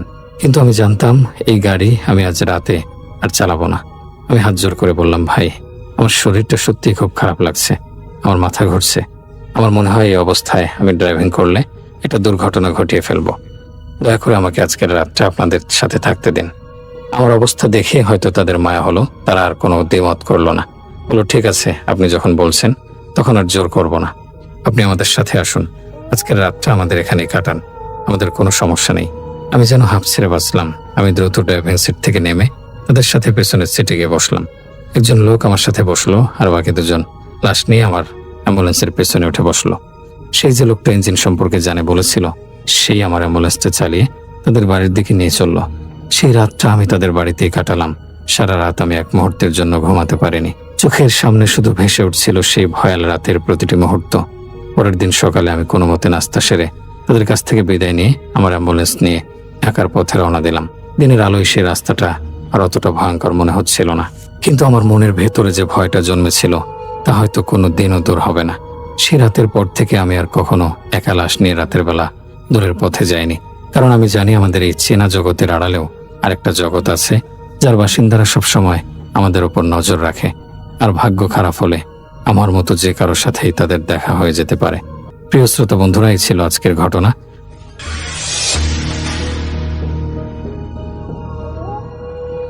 এখন যে ঘটনাটি আপনাদের সাথে শেয়ার করতে যাচ্ছি, এই ঘটনাটি মাদারীপুর সদর মাদারীপুর থেকে আমাদেরকে পাঠিয়েছেন আমিনুল ইসলাম ভাই। উনি ভূত এফএম থেকেই আমার ঘটনাগুলো শুনে আসছেন বলে উনি জানিয়েছেন। আর আমাদের চ্যানেল যখন প্রথম যাত্রা শুরু করে সেই সময় থেকেই উনি আমাদের সাথে আছেন। উনি ওনার চাচার সাথে ঘটে যাওয়া একটি ঘটনা শেয়ার করেছেন। চলুন শুরু করি ঘটনাটি। ঘটনাটির সময়কাল 2008 কি 9 সাল, এমন একটা সময়। ওনার চাচার ছোটবেলা থেকে মাছ ধরার খুব নেশা। কাকতালীয়ভাবে মাছ ধরার ক্ষেত্রে অদ্ভুত রকমের তার পারদর্শিতাও ছিল। অনেকে বলে তার মাছ ধরার রাশি নাকি খুব ভালো। এমনও হয়েছে ওনাদের ওখানে কোনো পুকুর সেচ দেয়া হচ্ছে, অনেকে ঘন্টার পর ঘন্টা জাল ফেলে কোনো মাছ পাচ্ছে না, বা পেলেও খুব অল্প মাছ পাচ্ছে, কিন্তু সেখানে মাছ আছে। ওখানে দেখা যেত যে এই যে চাচা, ওনার নাম জাকির। জাকির চাচা উনি মাছ ধরার জন্য জাল যদি ফেলতেন, ওনার জালে মাছ পড়তো। উনি কখনো নিরাশ হতেন না। এমনকি অনেকে হাতড়ে হাতড়ে যদি মাছ না পান, জাকির চাচা যদি হাত লাগাতেন, তাহলে কিছু সময় পরেই উনি মাছ পাওয়া শুরু করতেন। এই জন্য মাছ ধরায় জাকির চাচার খুব ভালো সুনাম ছিল। একবার কি হয়, বর্ষাকাল, রাত্রে টিপটিপ বৃষ্টি পড়ছে। ওই সময়ে এই জাকির চাচা রাতের খাবার শেষ করে একটা বড় পাতিল এবং তার সাথে একটি জাল নিয়ে মাছ ধরতে বেরিয়ে পড়েন। এখানে লিসেনারদের বোঝার সুবিধার্থে একটু বর্ণনা দিয়ে নেই। সেটা হলো, এই জাকির চাচাদের যে বাড়ি, এই বাড়িটা হচ্ছে নদীর তীরবর্তী একটা জায়গায়। ওনার বাড়ির পেছন দিকে রয়েছে একটি নদী, সামনের দিকে রয়েছে একটি বাজার, এবং অন্যান্য দিকে যাতায়াত করার জন্য মোটামুটি একটা বেশ চওড়া একটা রাস্তা, দুটো রিক্সা পাশাপাশি চলতে পারে এমন একটা রাস্তা। নদীর তীরবর্তী হওয়ার কারণে বাসা থেকে নদীর পাড় যেতে মিনিট 2-1 মতো সময় লাগে। তো চাচা জাল নিয়ে 2-3 মিনিটের মধ্যে নদীতে পৌঁছে যান মাছ ধরার জন্য। যেহেতু বর্ষাকাল ছিল, তাই নদীতে পানি থই থই করছিল, আর সাথে ছিল প্রচুর জোয়ার। কেউ যদি নদীর একদিক থেকে সাঁতার দেওয়া শুরু করে ওপার যাওয়ার জন্য, তাহলে ওপার যেতে যেতে সে প্রায় 60-70 হাত দূরে গিয়ে উঠত। কারণ হচ্ছে ওই জোয়ারের যে স্রোতটা, এই স্রোতে বেশ খানিকটা ভাসিয়ে নিয়ে যেত তাকে। তো উনি ওনার যেই খালি পাতিল, ওর মধ্যে জালটা ভরেন। জাল ভরার পর খালি পাতিল তো, ওটা তো আর পানিতে ডোবে না। উনি কি করেন, ওই পাতিলটা পানির মধ্যে নামিয়ে সাঁতার কাটা শুরু করেন। এখানে বলে রাখা ভালো যে নদীর এপার থেকে ওপারে বেশি মাছ পাওয়া যেত, কারণ হচ্ছে নদীর ওপার ছিল অনেকগুলো কাশবন আর বিভিন্ন লতা পাতার ঝোপ, আর ওই ঝোপের ভিতর পাওয়া যেত প্রচুর পরিমাণে চিংড়ি মাছ। ওই কারণে জাকির চাচা ঠিক করেন যত কষ্টই হোক তাকে নদী পার হতেই হবে। আর এই কারণেই 7-5 না ভেবে উনি শুরু করেছেন সাঁতার। ঝাঁপ দিয়ে যখন সাঁতার কেটে নদীর ওপারে যাচ্ছিলেন, তখনই তার সাথে একটি ভয়ানক ঘটনা ঘটে। তিনি যখন সাঁতার কেটে নদী পার হচ্ছিলেন, তখন মাঝ নদীতে উনি যখন পৌঁছেছেন, তখন তার নাকে ভেসে আসে পচা একটি দুর্গন্ধ। তিনি গন্ধটিকে পাত্তা না দিয়ে তার মতো করে সাঁতার কেটে যাচ্ছিলেন। উনি এক হাত দিয়ে পাতিলটা ধরে রেখেছেন, আর এক হাত দিয়ে সাঁতার কেটে যাচ্ছিলেন। পাতিলটা ভেসে থাকার কারণে ওনার সাঁতার কাটার জন্য যতটুকু এনার্জি খরচ করার দরকার ছিল, তার থেকে আরো কম এনার্জি খরচ হচ্ছিল, কারণ পাতিলটা তাকে অনেকটা ভাসিয়ে রেখেছে, আর এক হাত দিয়ে সাঁতার কেটে যাচ্ছেন। উনি হঠাৎ করে অনুভব করেন তার হাত যেন কিছু একটার সাথে লাগলো। তো উনি এটাকে পাত্তা দিলেন না, উনি সাঁতার কাটছেন। আর একটু সামান্য এগিয়ে যাওয়ার পর হঠাৎ করে ওনার মনে হলো কোনো কিছু একটা ঠাস করে তার গালে চড় মারলো। উনি চিন্তা করেন, কি ব্যাপার, এই মাঝ নদীতে আমাকে চড় মারলো কে? অবাক ব্যাপার, নাকি হঠাৎ করে কোনো একটা কিছু এসে তার মুখে লেগেছে। অনেক সময় নদীতে বিভিন্ন গাছপালা, লতা পাতা ভেসে আসে, এমন একটি লতা পাতার আঘাত তার মুখে লাগতে পারে। উনি সাঁতার কিছু সময়ের জন্য কাটা বন্ধ করে দেন। সাঁতার কাটা বন্ধ করলে উনি তো ডুবে যাচ্ছিলেন না, কারণ ওনার কাছে তো একটি ফাঁকা পাতিল ছিল। সেটা ধরে উনি কিছু সময়ের জন্য ওখানে দাঁড়িয়ে যান, এবং দাঁড়িয়ে যখন গিয়েছেন, হঠাৎ একটি ভয়ানক জিনিস উনি দেখতে পান। উনি দেখতে পান একটু আগে তার হাতের সাথে যে জিনিসটা লেগেছিল সেটি আর কিছু নয়, সেটি হচ্ছে অর্ধ গলিত পচে যাওয়া একটি লাশ। ওনার কাছে মনে হচ্ছিল এটি একটি লাশ। লাশটি দেখতে ছিল খুবই বিভৎস।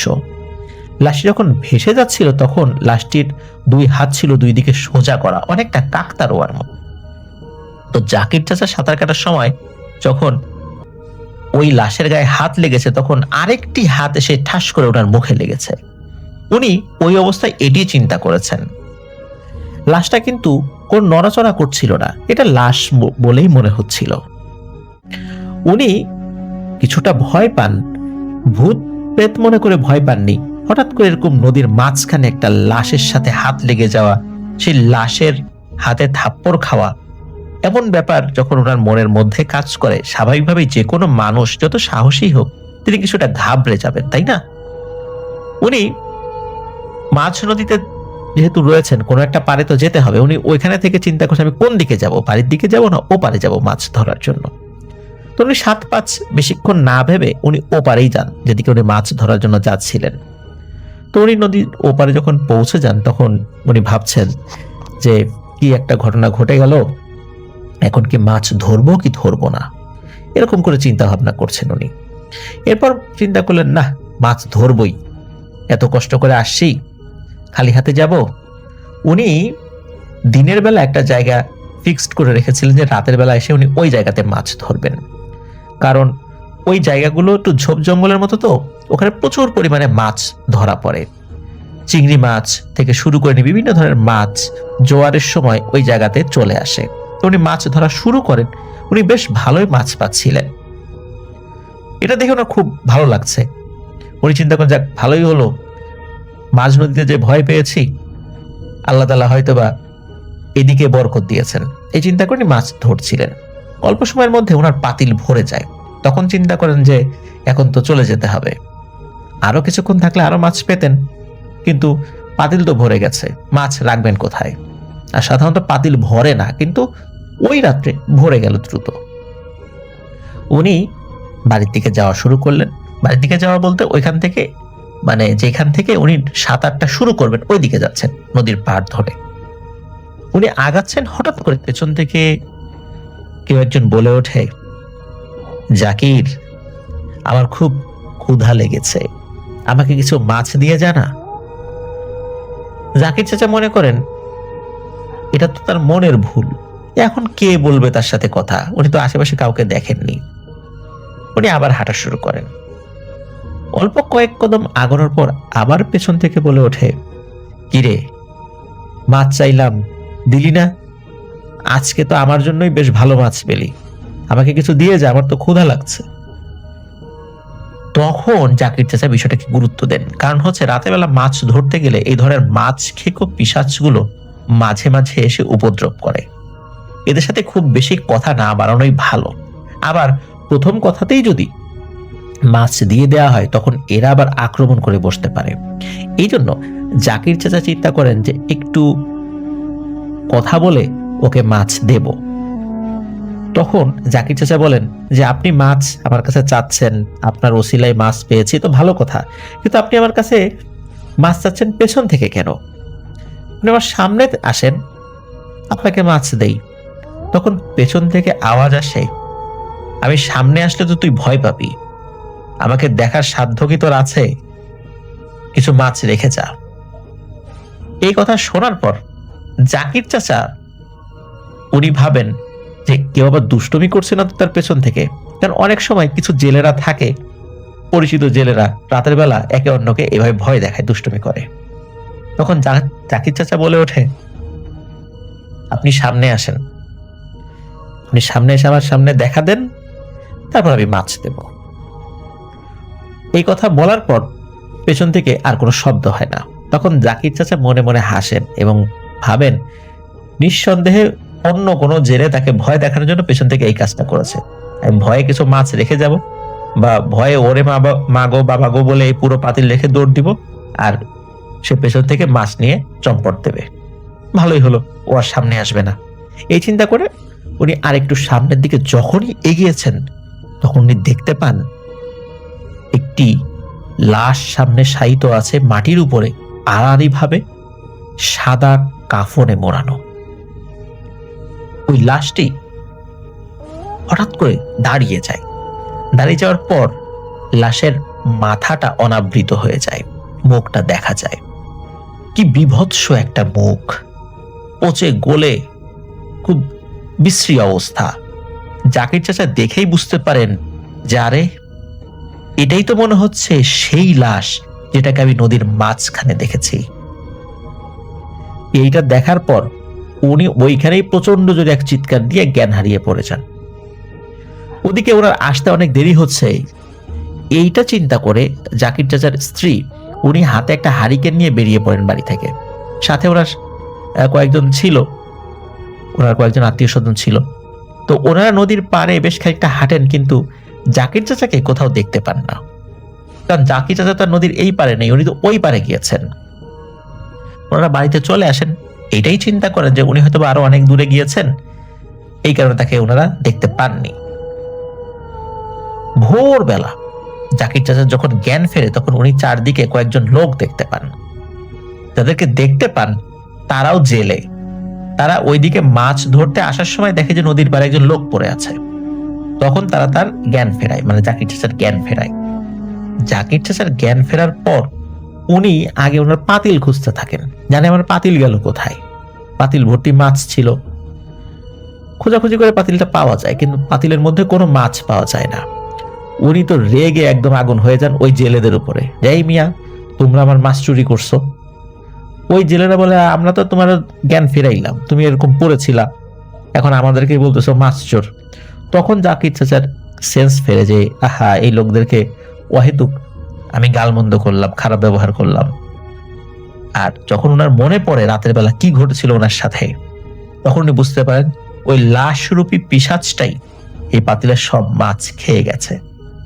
জাকির চাচা ওই জেলেদের কাছে ক্ষমা চান যে খারাপ আচরণ তাদের সাথে করেছেন, আর জেলেদেরকে অনুরোধ করেন তারা যেন নদীটা পার করে দিয়ে আসে তাকে, কারণ তার শরীরে শক্তি নাই, শক্তি কাজ করছে না, আসলে অনেক ভয় পেয়েছেন উনি। তখন ওই জেলেরা তার নদীটা পার করে দিয়ে আসে। তো পরবর্তীতে এটা নিয়ে যে জাকির চাচা অসুস্থ হবেন বা জ্বর আসবে এমনটা হয়নি, আর এটা নিয়ে উনি আর কোনো হুজুরের কাছেও যাননি। তো এটা ছিল জাকির চাচার সাথে ঘটে যাওয়া মাছ ধরা রিলেটেড একটি ঘটনা। প্রিয় লিসেনার্স, এরকম অনেকে দুষ্টামি করতে পারে, করেও অনেকে, কিন্তু কখনো কখনো বিপদের মুখেও আমাদেরকে পড়তে হয়। আমরা চিন্তা করি এটা হয়তো বা দুষ্টমি, কিন্তু না, আসলেই কোনো ভয়ানক অশরীরই আমাদের সামনে হাজির হয়ে যায়। আর তখন আমরা যখন দেখি যে এমন বিভৎস কোনো কিছু, স্বাভাবিকভাবেই আমরা ভয় পাই, যেটা হয়েছিল এই জাকির চাচার সাথে। ধন্যবাদ আমিনুল ইসলাম ভাই, চমৎকার একটি ঘটনা আমাদের সাথে শেয়ার করেছেন। আপনার আরো ঘটনা পাবার প্রত্যাশায় রইলাম।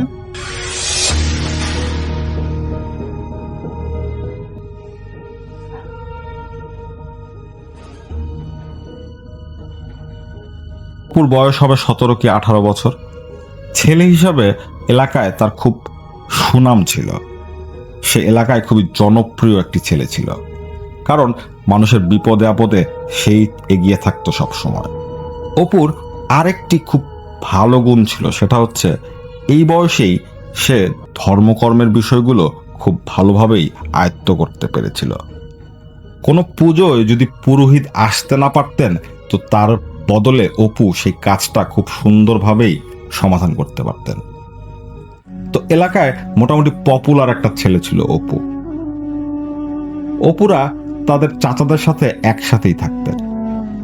অপু তার বাবা মার একমাত্র সন্তান, আর তার চাচার ঘরে একটা মেয়ে, অর্থাৎ অপুর একটা চাচাতো বোন ছিল, তার থেকে 2 বছরের ছোট।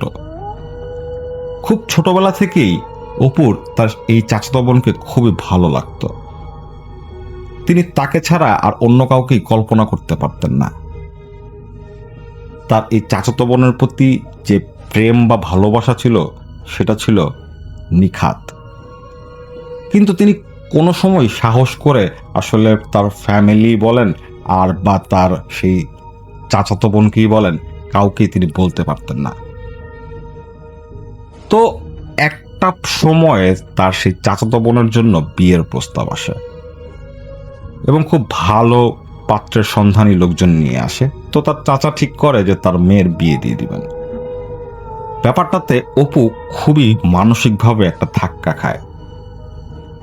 হঠাৎ করেই এই বিয়ে ঠিক হয়ে যাওয়ার পর থেকেই অপু চেঞ্জ হয়ে যায়। তার বাবা মা লক্ষ্য করে তাদের আগের সেই অপু আর নাই। ছেলে খুবই বদমেজাজি হয়ে গেছে, খিটখিটে স্বভাবের হয়ে গেছে।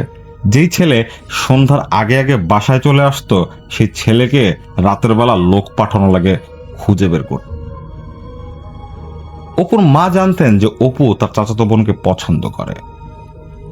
তো তিনি বুঝতে পারলেন বা তিনি বুঝতে পেরেছিলেন যে অপু হয়তো এই কারণে তার মনটা খারাপ।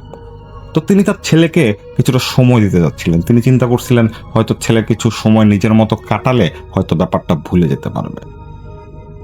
তো এভাবে দিনের পর দিন যায় এবং এক পর্যায়ে বা এক সময়ে তার চাচাতো বোনের বিয়ের দিন চলে আসে। অপু সবার মতোই সবার সাথে একসাথে মিলে সেই বিয়ের আয়োজনে লেগে পড়ে। সে খুব দায়িত্বর সহিত প্রত্যেকটা কাজ পালন করে। আমরা সবাই জানি হিন্দু ধর্মে বিয়ের সময় লগ্ন পড়ে অনেক রাতে। তো তার চাচাতো বোনের বিয়ের লগ্ন পড়েছিল রাত 12টায়। তো অপু রাত 9টার পর থেকেই আসলে অপুকে খুঁজে পাওয়া যাচ্ছিল না।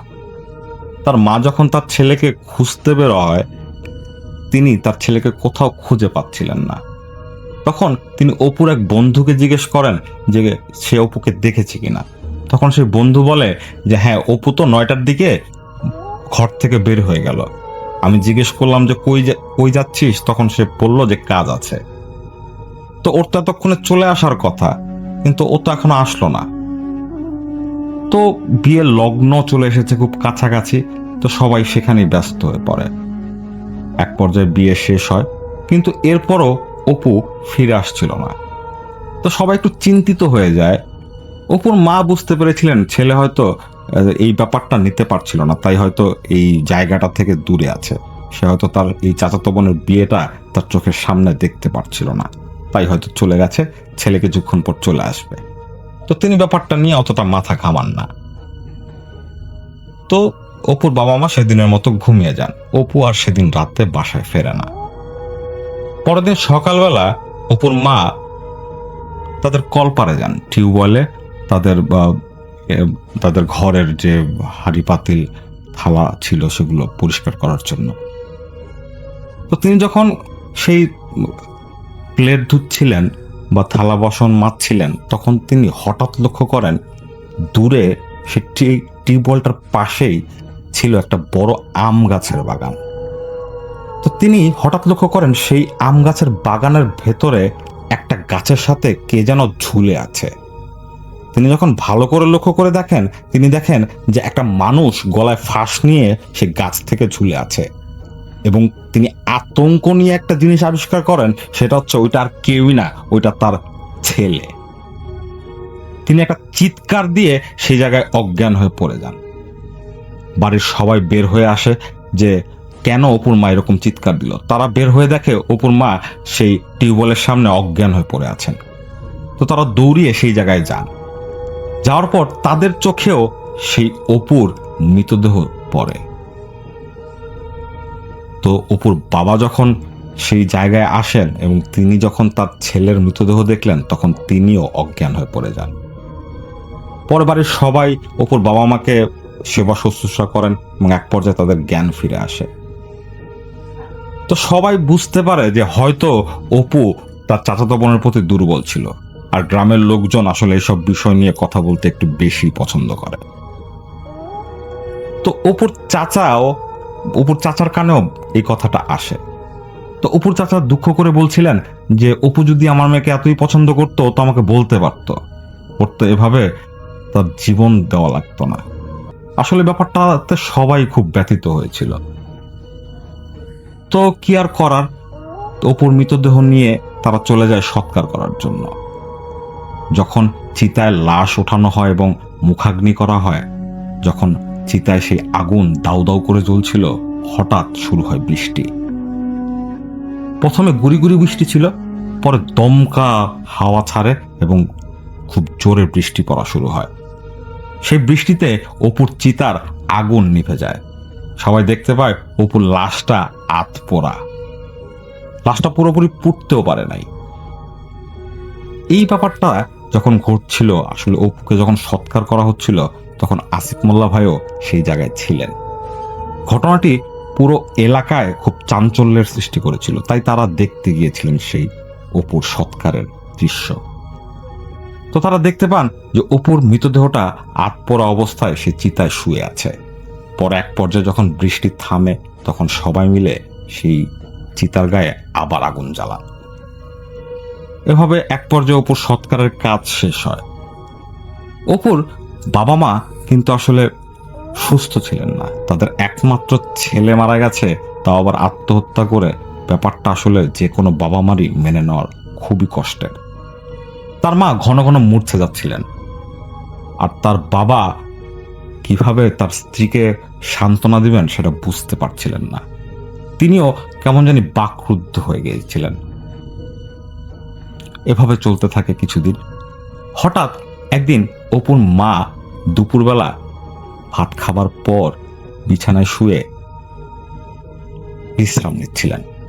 হঠাৎ তিনি শুনতে পান তার বিছানার খুব কাছে যে জানালাটা, সে জানালা দিয়ে কেউ একজন বলছে, মা মা।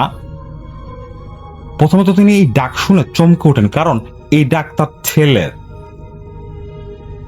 তিনি উঠে বিছানায় বসেন। তখন তিনি আর কোনো ডাক শুনতে পান না। তো তিনি মনে করেন হয়তো এটা তার মনের ভুল। ঠিক কিছুক্ষণ পর তিনি আবার শুনতে পান তার ছেলের গলা। তার ছেলে সে জানালার পাশ থেকে বলছে, মা মা, আমার খুব পিপাসা পেয়েছে, আমাকে একটু পানি দাও না, আমার গলাটা শুকিয়ে কাঠ হয়ে গেছে, আমাকে একটু পানি দাও। তো এই কথা শোনার পর অপুর মা দৌড়িয়ে ঘর থেকে বের হন। তিনি একটা চিৎকার করতে করতে ঘর থেকে বের হন। তিনি আনন্দের চিৎকার দিয়েছিলেন সেটা, কারণ প্রত্যেক বাবা মার কাছেই তার সন্তান অমূল্য। তিনি যখন চিৎকার দিয়ে ঘর থেকে বের হয়েছিলেন, তখন বাড়ির আরো লোকজন তার সাথে বের হয়। বের হওয়ার পর তাকে জিজ্ঞেস করে, আপনি কোথায় যাচ্ছেন? তখন অপুর মা বলে, আমার ছেলে ফিরে এসেছে, আমার কাছে একটু আগে ও পানি চেয়েছে। তখন সবাই বলে, কোথায় আপনার ছেলে? কিন্তু সেখানে কেউ ছিল না।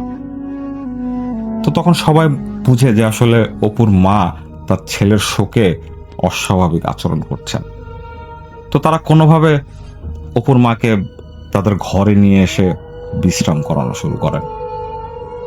অপুর মা যতই বলেন যে আমি আমার ছেলের গলার আওয়াজ স্পষ্ট শুনেছি, কেউই আসলে তার কথা বিশ্বাস করেন না। তো এক পর্যায়ে অপুর মা নিজেরও মনে হতে থাকে যে আসলে হয়তো আমি ভুলই শুনেছি। এরপর 2 দিন চলে যায়।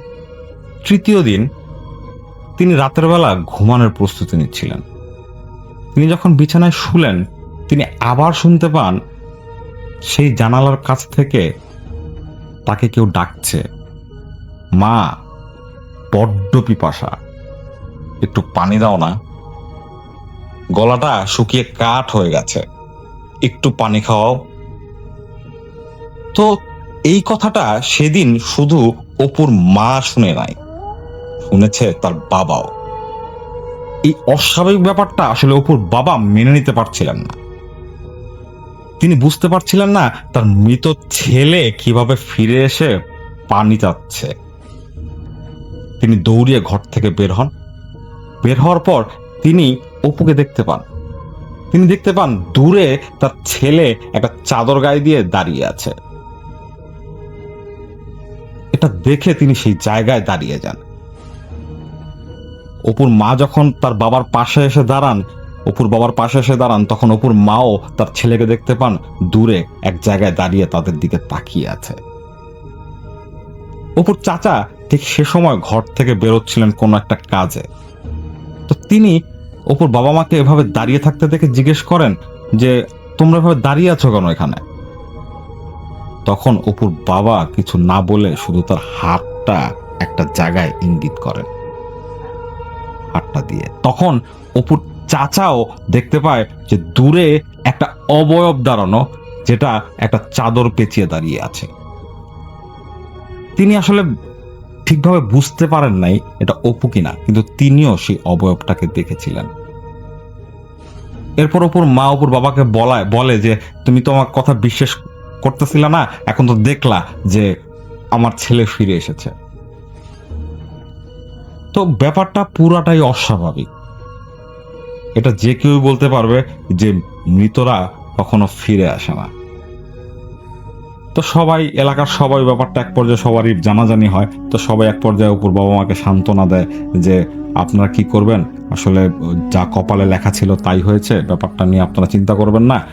দেখা গেছে বেশি চিন্তা করতে করতে আপনারা নিজেরাও অসুস্থ হয়ে পড়বেন, আর আপনাদের দেখাশোনার জন্য তো এখন পৃথিবীতে কেউ রইল না, অতএব আপনাদের দায়িত্ব আপনাদেরই নিতে হবে। তো এরপর থেকে আসলে অপুর বাবা মা দুজনের কেউই অপুকে আর দেখতে পায়নি।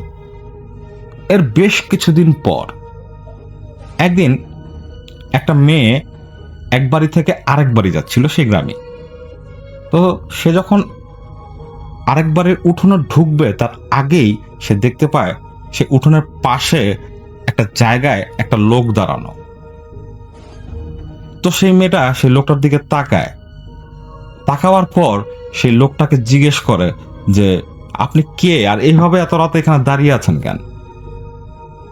তখন সেই লোকটা সেই অন্ধকার জায়গা থেকে আলো এসে দাঁড়ায়, আর সেই মেয়েটা দেখতে পায় এটা অপু, যার মুখের এক পাশ পুড়ে কয়লা হয়ে গেছে এবং আরেক পাশ ঠিক আছে। এটা দেখে সেই মেয়ে একটা বিকট চিৎকার দেয়, চিৎকার দিয়ে সেখানে অজ্ঞান হয়ে পড়ে যায়। তো তার চিৎকার এতই ভয়াবহ ছিল যে আশেপাশের বেশ কিছু বাড়ির লোকজন চলে আসে সেই জায়গায়, এসে দেখে সেই মেয়ে অজ্ঞান হয়ে মাটিতে পড়ে আছে এবং তার মুখ দিয়ে ফেনা বেরোচ্ছে। পরে সেই মেয়েকে তার বাড়িতে নিয়ে যাওয়া হয়। সে রাতে সেই মেয়ের জ্ঞান ফেরে, কিন্তু সেই মেয়ে এতই ভয় পেয়েছিল সে কথা বলতে পারছিল না। পরদিন সকালবেলা সেই মেয়ের বেদম জ্বর উঠে। সবাই যখন জিজ্ঞেস করে সেই মেয়েকে, তখন সেই মেয়ে বলে আমি অপু ভাইকে দেখেছি, আর তার চেহারাটা ছিল খুবই বিকৃত। তো এলাকার লোকজন কিন্তু জানতো যে অপুর বাবা মাও অপুকে দেখেছে মৃত্যুর পর, আর এই মেয়েও সে অপুর কথাই বলছে। তো ব্যাপারটা নিয়ে আসলে গ্রামবাসীর মধ্যে এক ধরনের উদ্বেগ দানা বেঁধে ওঠে। এরপর বেশ কিছুদিন আর কোনো ঘটনা ঘটে না।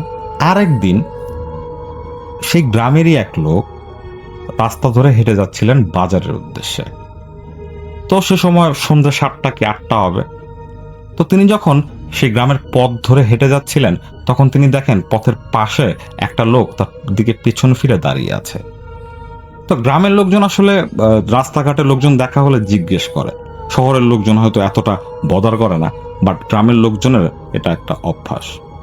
তো সেই লোকটাও সে যখন হেঁটে হেঁটে সেই দাঁড়ানোর ব্যক্তিটার কাছাকাছি চলে আসলো, তখন সে জিজ্ঞেস করলো, কে ভাই আপনি, এত রাত এখানে কি করেন? তো এই কথার উত্তরে সেই পেছন ফিরে দাঁড়ানো লোকটা কোনো কথা বলে না, এমনকি তার দিকে ফিরেও তাকায় না। তো তার কাছে ব্যাপারটা একটু অস্বাভাবিক লাগে যে আমি ডাক দিলাম আর লোকটা আমার দিকে তাকাইলো না। তো তিনি আবার একটু রাগ করে একটু জোরেই জিজ্ঞেস করেন যে কে ভাই, শুনছেন না জিজ্ঞেস করতেছি, কে আপনি, এখানে কি করেন? তখন সে পিছনে ফিরে থাকা লোকটা সেই লোকটার দিকে ঘুরে তাকায়, আর সেই লোক দেখতে পায় যে তার সামনে অপু দাঁড়িয়ে আছে। সেই লোকও কিন্তু অপুর বিভিন্ন জায়গায় দেখতে পাওয়ার ঘটনা জানতো। তো তিনি যখন নিজেই দেখলেন যে তার সামনে সে মৃত অপু দাঁড়িয়ে আছে, তখন তিনি দিকবিদিক শূন্য হয়ে একটা দৌড় দিলেন। তার যাওয়ার কথা ছিল বাজারের দিকে, কিন্তু তিনি পথ ভুল করে অন্য পথে চলে যান এবং এক পর্যায়ে তিনি ব্যাপারটা নিতে না পারে রাস্তার মধ্যেই অজ্ঞান হয়ে পড়ে যান। পরে এলাকার লোকজন তাকে রাস্তা থেকে উদ্ধার করে তার বাড়িতে নিয়ে আসে।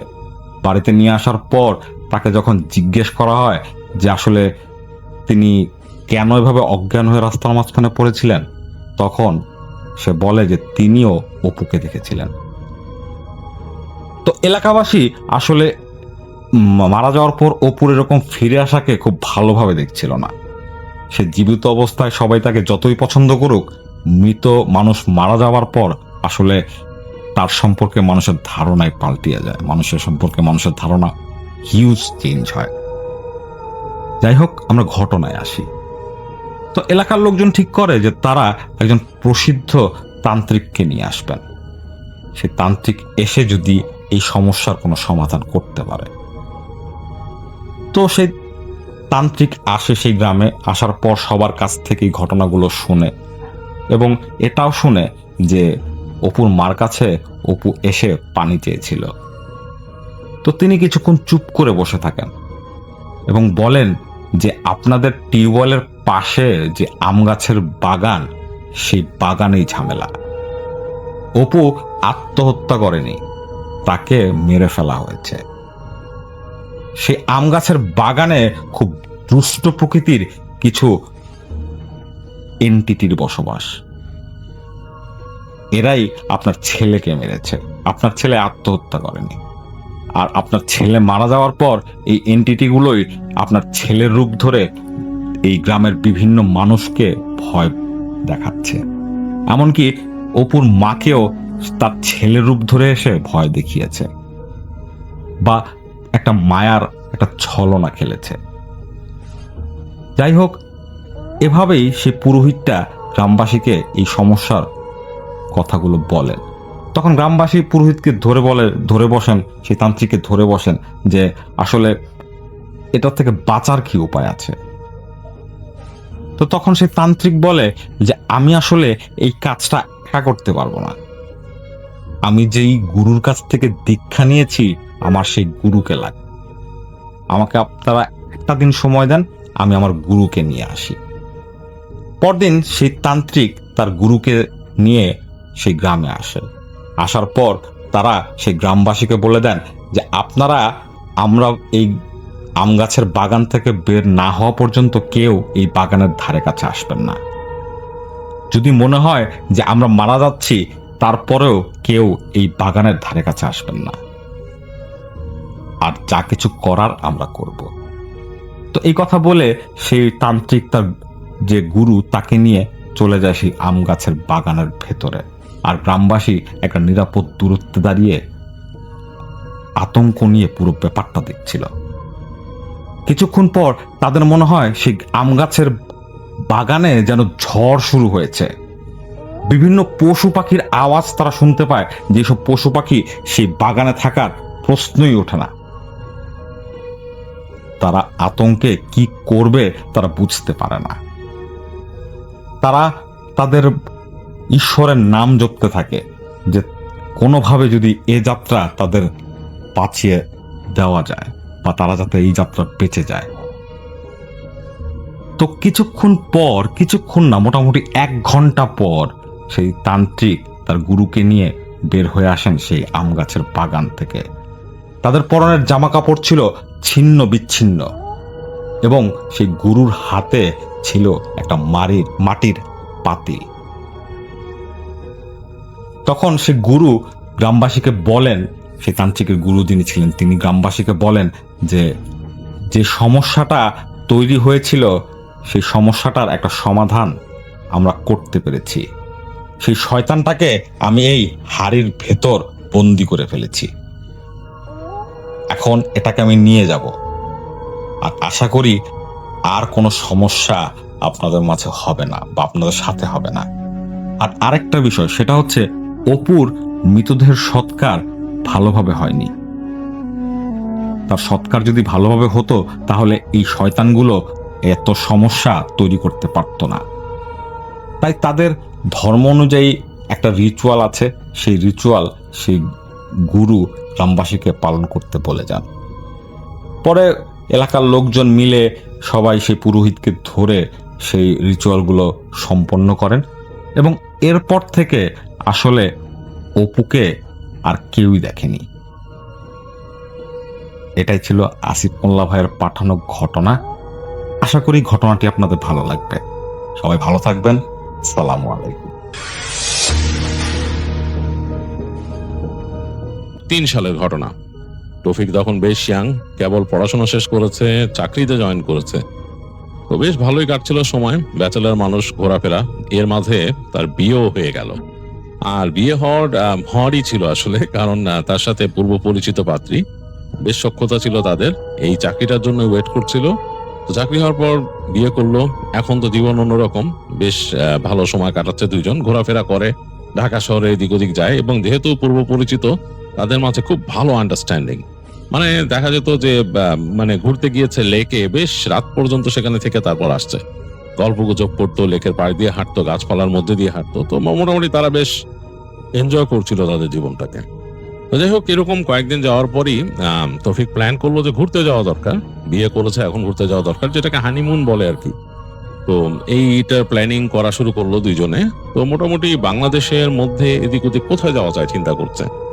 তো দুইজনে চিন্তা ভাবনা দেখলো যে কক্সবাজারই সবচেয়ে ভালো ডেস্টিনেশন হতে পারে, মানে ওখানে গেলেই সবচেয়ে ভালো হয়। তো তৌফিক বলল যে আমি আসলে চট্টগ্রামে এর আগে গিয়ে কখনো লম্বা সময় স্পেন্ড করিনি, তাহলে এক কাজ করি, আমরা আগে চট্টগ্রাম যাই, চট্টগ্রাম গিয়ে একদিন থাকি, আর আমরা যদি ট্রেনে যাই তাহলে আমাদের অবশ্যই চট্টগ্রামে যেতে হবে আগে। তো একদিন যাই চট্টগ্রামে, ওখানে গিয়ে একটু ঘুরি, আমার এক খালার বাসায় আছে, সেখানেও যাব, সেখানে গিয়ে ঘোরাফেরা করে তারপরে পরদিন আমরা কক্সবাজার চলে যাব। তো তৌফিকের ওয়াইফ রাজি হয়ে গেল। তো দুইজনে সেইভাবেই চিন্তা ভাবনা করলো, ছুটি নিল, দুজনেই চাকরি করতো, দুজনেই চাকরি পেয়েছিল, তো চাকরি থেকে অফ নিয়ে তারা একদিন এরকম রওনা দিল রাতের ট্রেনে। তো রাতের ট্রেনে যাবে, বাসা থেকে গোছগাছ করে দুজন বেরিয়েছে, ট্রেন স্টেশনে গেছে, সেখানে গিয়ে দেখছে যে ট্রেন আসতে বেশ খানিকক্ষণ বাকি, প্ল্যাটফর্মের মধ্যে হাঁটাহাঁটি করছে। হাঁটাহাঁটি করতে করতে একসময় ট্রেন আসলো, তারা উঠে গেল ট্রেনে। চলছে ট্রেন, রাত এবং গভীর রাতের ট্রেন, বেশ সুন্দর একটা পরিবেশ, হালকা হালকা বৃষ্টি হচ্ছে, তাই ওই দিন হালকা হালকা বৃষ্টি হচ্ছে এবং সেই বৃষ্টি তারা এনজয় করছে, মানে ছিটে ফোটা বৃষ্টি, ট্রেনের কাঁচ গড়িয়ে পড়ছে, আবার জানলা সরিয়ে দিলে দেখা যাচ্ছে বাইরে ব্রিজ ক্রস করছে, তখন নিচে নদী দেখা যাচ্ছে, খুব সুন্দর একটা এনভায়রনমেন্ট। যাই হোক, এরকম করতে করতে এক সময় তারা চলে আসলো চট্টগ্রাম সকালবেলা এবং নেমে গেল চিটাগাঙে।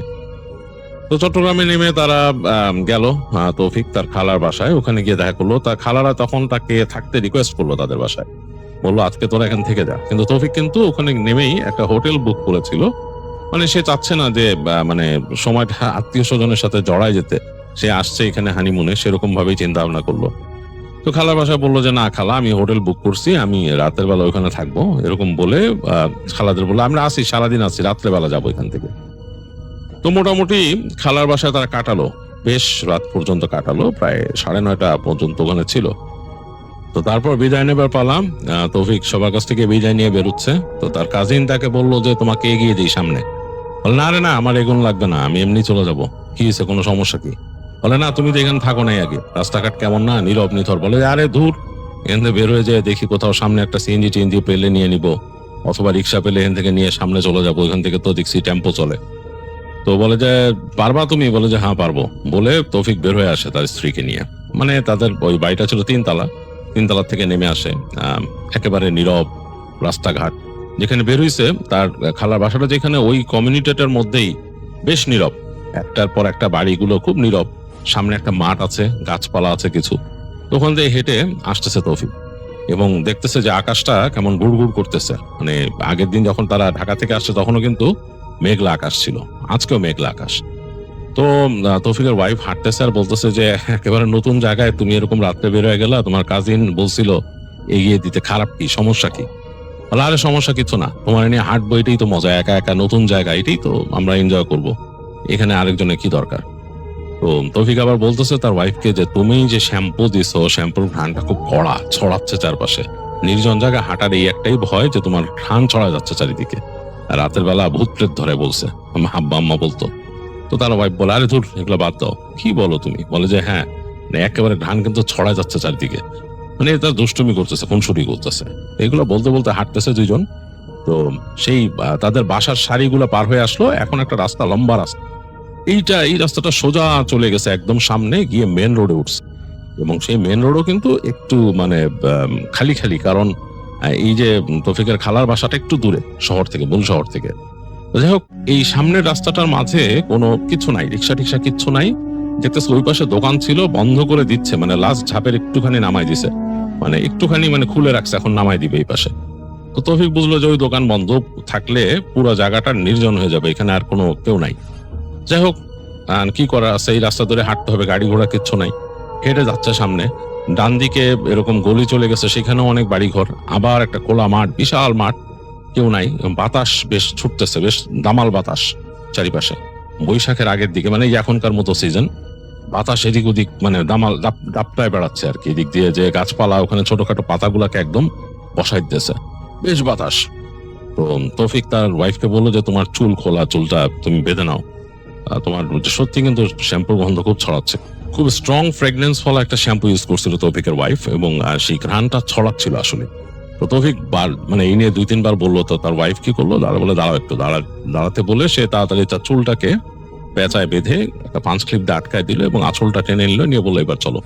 তো দুজন হাঁটতেছে, বাতাস কিন্তু মানে বেশ দাপাদাপি করতেছে আশেপাশে, ওই ছোটখাটো গাছপালা একদম মানে সহায় ফেলতেছে এরকম একটা অবস্থা। এবং পাশেই হচ্ছে গলি, ওই পাশের অনেকগুলা এরকম বাড়ি ওদিকে ঢুকে গেছে, ওখানে দেখা যাচ্ছে। আবার তার পাশে একটা বড় মাঠ, এই মাঠটা অনেক দূর পর্যন্ত গেছে এবং দূরে গাছপালার সারি দেখা যাচ্ছে অনেক দূরে। ওই গাছপালার সারির পাশ দিয়ে মেন রোডটা গেছে। মাঝে মাঝে ওই রাস্তা দিয়ে দেখা যাচ্ছে ছোট্ট কোনো হয়তো স্কুটার যাচ্ছে বা টেম্পো যাচ্ছে, এরকম দূর থেকে দেখা যাচ্ছে। আবার মাঝে মাঝে মিনি বাস বা বড় বাসও দেখা যাচ্ছে রাস্তা দিয়ে পাস করতেছে। তো তৌফিক হাঁটতে হাঁটতে এটা দেখতেছে দূরের রাস্তায় এরকম দেখতেছে। এর মাঝে হঠাৎ করে চারদিক অন্ধকার করে ইলেকট্রিসিটি চলে গেল। মানে ওখানে কিন্তু এই নিয়ন আলোর কিছু ল্যাম্পপোস্ট ছিল দূরে দূরে, এবং সেই আলোগুলাই রাস্তাটাকে কেমন জানি আলোকিত অন্ধকার এরকম একটা অবস্থা তৈরি করছিল। কিন্তু এইবার পুরোপুরি অন্ধকার হয়ে গেল চারিদিক, এবং বাতাস কিন্তু চলতেছে। তো তৌফিক ভাবলো হয়তো ঝড় বৃষ্টি আসতেছে, এই কারণে ইলেকট্রিসিটি বন্ধ হয়ে গেছে। এর মাঝে সে এক্সপেক্ট করতেছিল যে হঠাৎ করে যদি তার কাজিন চলে আসতো যে ভাইয়া তুমি কি ঝড়ে পড়ছো, তার কাছে একটা ভালো লাগতো। এখন জানি কেমন জানি অস্বস্তি লাগতেছে, কারণ রাস্তায় কিচ্ছু নাই, পুরো রাস্তাটা ফাঁকা, এবং সে আর তার ওয়াইফ হাঁটতেছে, এবং এই মানে এর মাঝে বাতাস বেশ দামাল ভাবে চলতেছে। মানে যে কোনো সময় হয়তো বৃষ্টি নামবে। আকাশে কিন্তু মেঘের ঘন ঘটা, চাঁদটা ঢেকে গেছে মেঘে, এরকম একটা অবস্থা। তো তৌফিকের একটু অস্বস্তি লাগতেছে, মানে ওয়াইফরে নিয়ে এসে, এবং অপরিচিত শহর, এখানে তো কাউকে চিনে না। এটাও মানে অন্য শহর আসলে কিন্তু এরকম মনে হয় যে এখানে আমার পরিচিত কেউ নাই, এরকম মনে হয়। যেমন যে শহরে থাকে সেই শহরে কিন্তু মনে হয় যেখানেই যাক সে শহরে মনে হয় যে ভাই আমি বলতে পারি যে আমি অমুক জায়গায় থাকি বা ইত্যাদি, বাট এখানে কিন্তু তার কাছে অন্যরকম লাগতেছে। যাই হোক, এবং একবার সে মনে মনে চিন্তাও করতেছিল যে আমি ফিরে যাবো নাকি খালার বাসায়। তো এগুলো ভাবতে ভাবতেই যাচ্ছে, তো তার ওয়াইফ বলতেছে তুমি এত কি টেনশন করতেছো? বলছে যে না, টেনশন লাগতেছে, হঠাৎ করে এরকম ঝড় বৃষ্টিতে পড়ে যাইতেছি, তো বাতাস যেভাবে আসতেছে মনে হয় বৃষ্টিও আসতে পারে। তার ওয়াইফ বলে পা চালাও, তাড়াতাড়ি চলো। তো তারা হাঁটতেছে অন্ধকারের মধ্যে, আকাশের আলো যতটুকু আছে দেখা যাচ্ছে রাস্তা, এবং এখন দূরের ওই রাস্তা দিয়ে কিছু গেলে দেখা যাচ্ছে। তো যাই হোক, দুজনে কোনো মতে চলতে চলতে এর মাঝে হালকা হালকা ঝিরিঝিরি বৃষ্টি নামা শুরু করলো, মানে একদম ফিনফিনে বৃষ্টির কণা। তো এরকম এসে লাগতেছে ঝাপটার মতো ঠান্ডা ঠান্ডা। তো তারা একসময় চলে আসলো মেন রাস্তার উপরে। তো এসে দাঁড়ায় আছে, দেখতেছে রাস্তার দুই পাশ ফাঁকা, এবং তখন তারা যখন পৌঁছেছে তখন কিচ্ছু যাচ্ছে না। এর মাঝে অনেকক্ষণ পর তারা দাঁড়ায় আছে ওইখানে, বাতাস দাপাদাপি করতেছে। একবার চিন্তা করছিল হাঁটা দিবে কিনা, তৌফিক চিন্তা করছিলাম ওদিক চলে যাবো নাকি, থাকবো নাকি, তার ওয়াইফ মানা করলো। এর মাঝে দেখলো যে একটা টেম্পো আসতেছে, তা হাত দেখালো তৌফিক এরকম করে। তো টেম্পোটা এসে থামলো, তো টেম্পোতে উঠলো তারা দুইজন। দেখলো যে তারা দুইজনই, ওই টেম্পোতে আর কোনো যাত্রী নাই।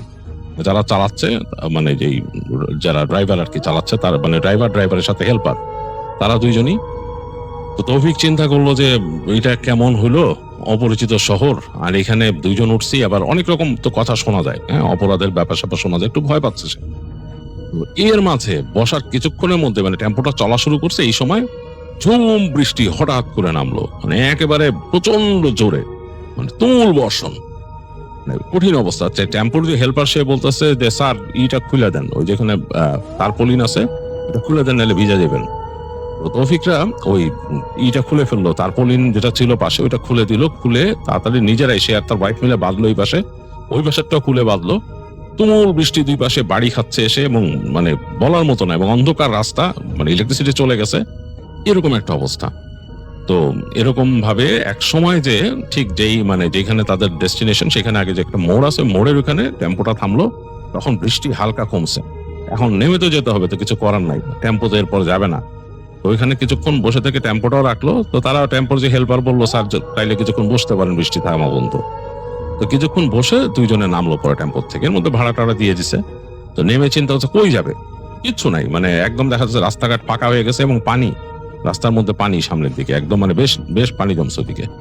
তো দেখলো যে একটা রিক্সা আসতেছে, রিক্সাটাকে হাত দিয়ে ডাকলো, ডেকে বললো যে এরকম এরকম অমুক জায়গায়, যেখানে হোটেল ঠিক করছে ওই জায়গায়।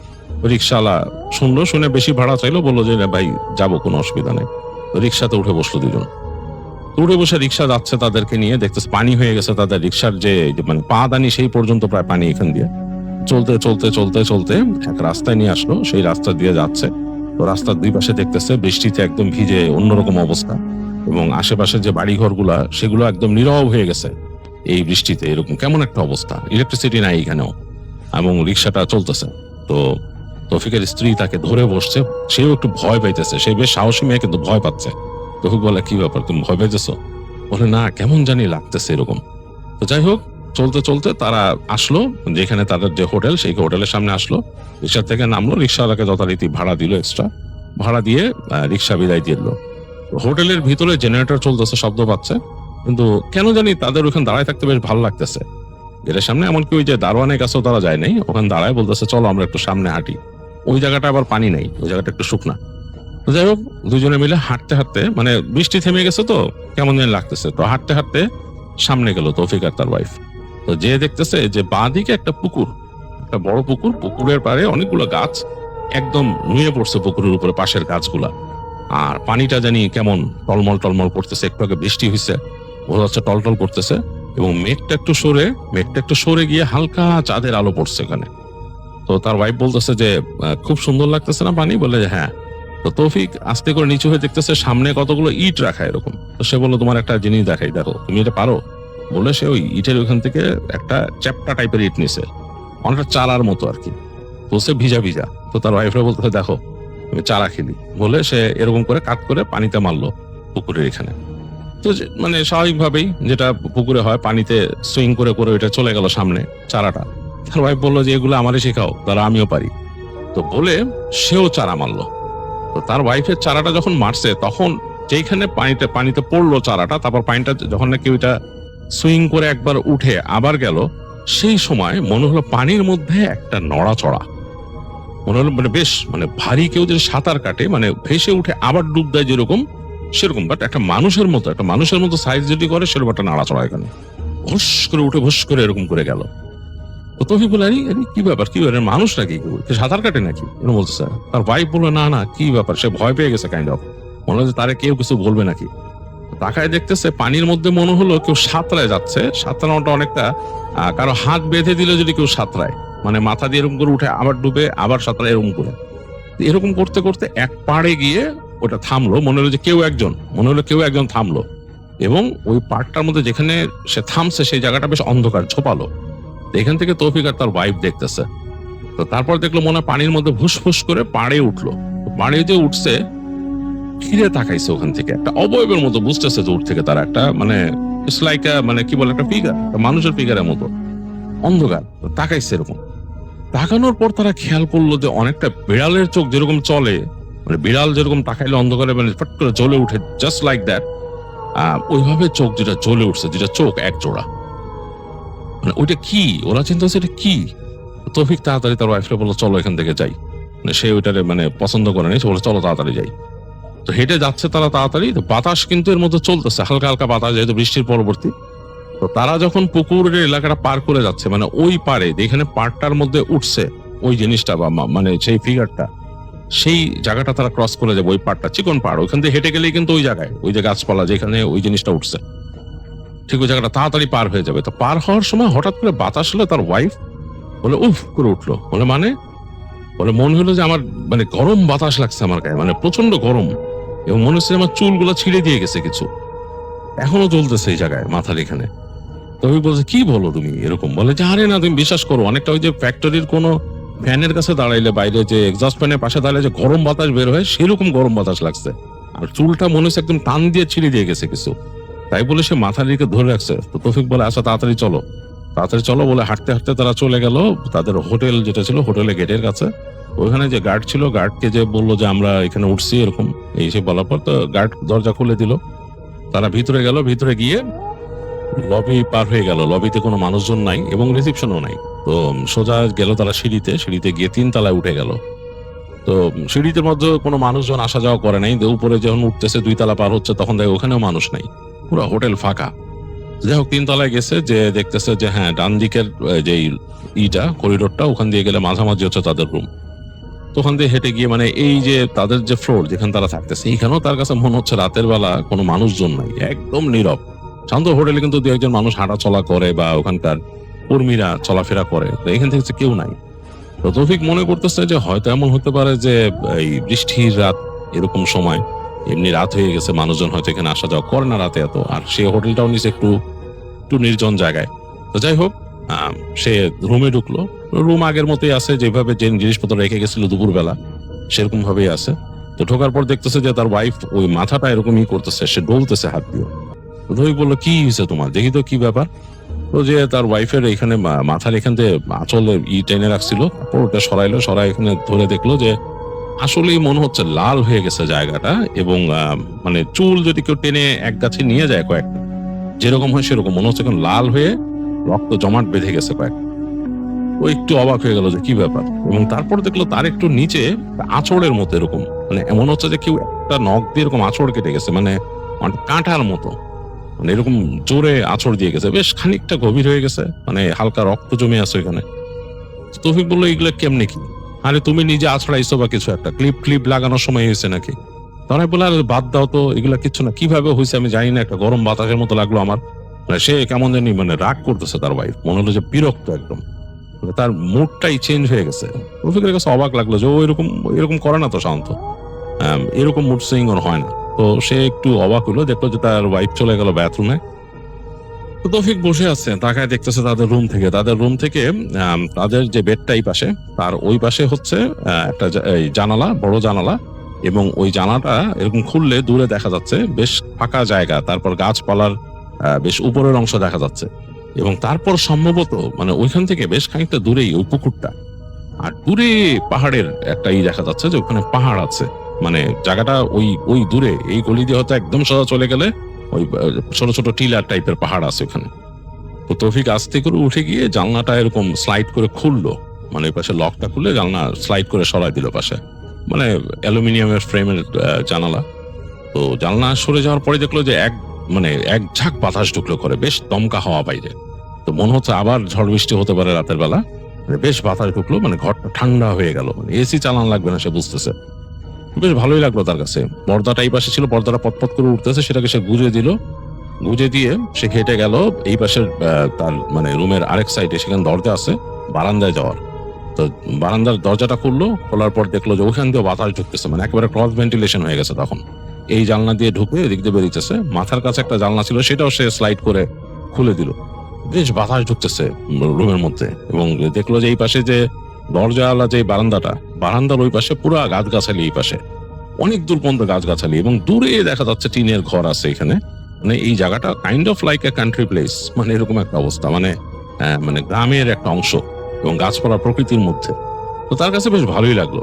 বারান্দার মধ্যে সে দেখলো চেয়ার আছে এবং বৃষ্টি পড়ে ভিজে গেছে অনেকটা। তো যাই হোক, বারান্দাটা দেখলো, জানলাটা মাথার কাছে একটা বন্ধ করে দিল। তারপরে একটু পরে তার ওয়াইফ বেরোলো। ওয়াইফ বেরোনোর পর যে ফ্রেশ হয়ে আসছে, মুখটা থমথম করতেছে। তো সে বললো যে কি ব্যাপার, তোমার এরকম অবস্থা কেন, চেহারা এরকম মানে আসছো কেন? তোর ওয়াইফ তাকে উত্তর দিচ্ছে, চেহারা কেমন হবে, তোমার সাথে আসলাম, এসে সারাদিন বাইরে গেলাম, কষ্ট করলাম, হাঁটলাম, বৃষ্টির মধ্যে দিয়ে আসলাম, কি অবস্থা তুমি দেখছো? তো তৌফিক তো পুরাই অবাক, মানে কেন এরকম রাগ করার তো কোনো কারণ দেখতেছে না। সে মনে হচ্ছে পুরো তার ওয়াইফের মুড অন্যরকম হয়ে গেছে। তো তার একটু রাগ লাগলো। সে বলল, আশ্চর্য, তুমি এরকম কেন করতেছো? আমরা দুইজন একসাথে বাইরে গেলাম, এখানে আসছি ঘুরতে, খালার বাসায় গেলাম, ওখানে ঘুরলাম, সেখানে তো হাসি খুশি ছিলাম, বেরোলাম রাস্তাতে, হাঁটলাম, হাসি খুশি ভাবে আসলাম দুইজন। এখানে আসার পর তোমার হঠাৎ কি হলো এরকম, তুমি এরকম কেন করতেছো?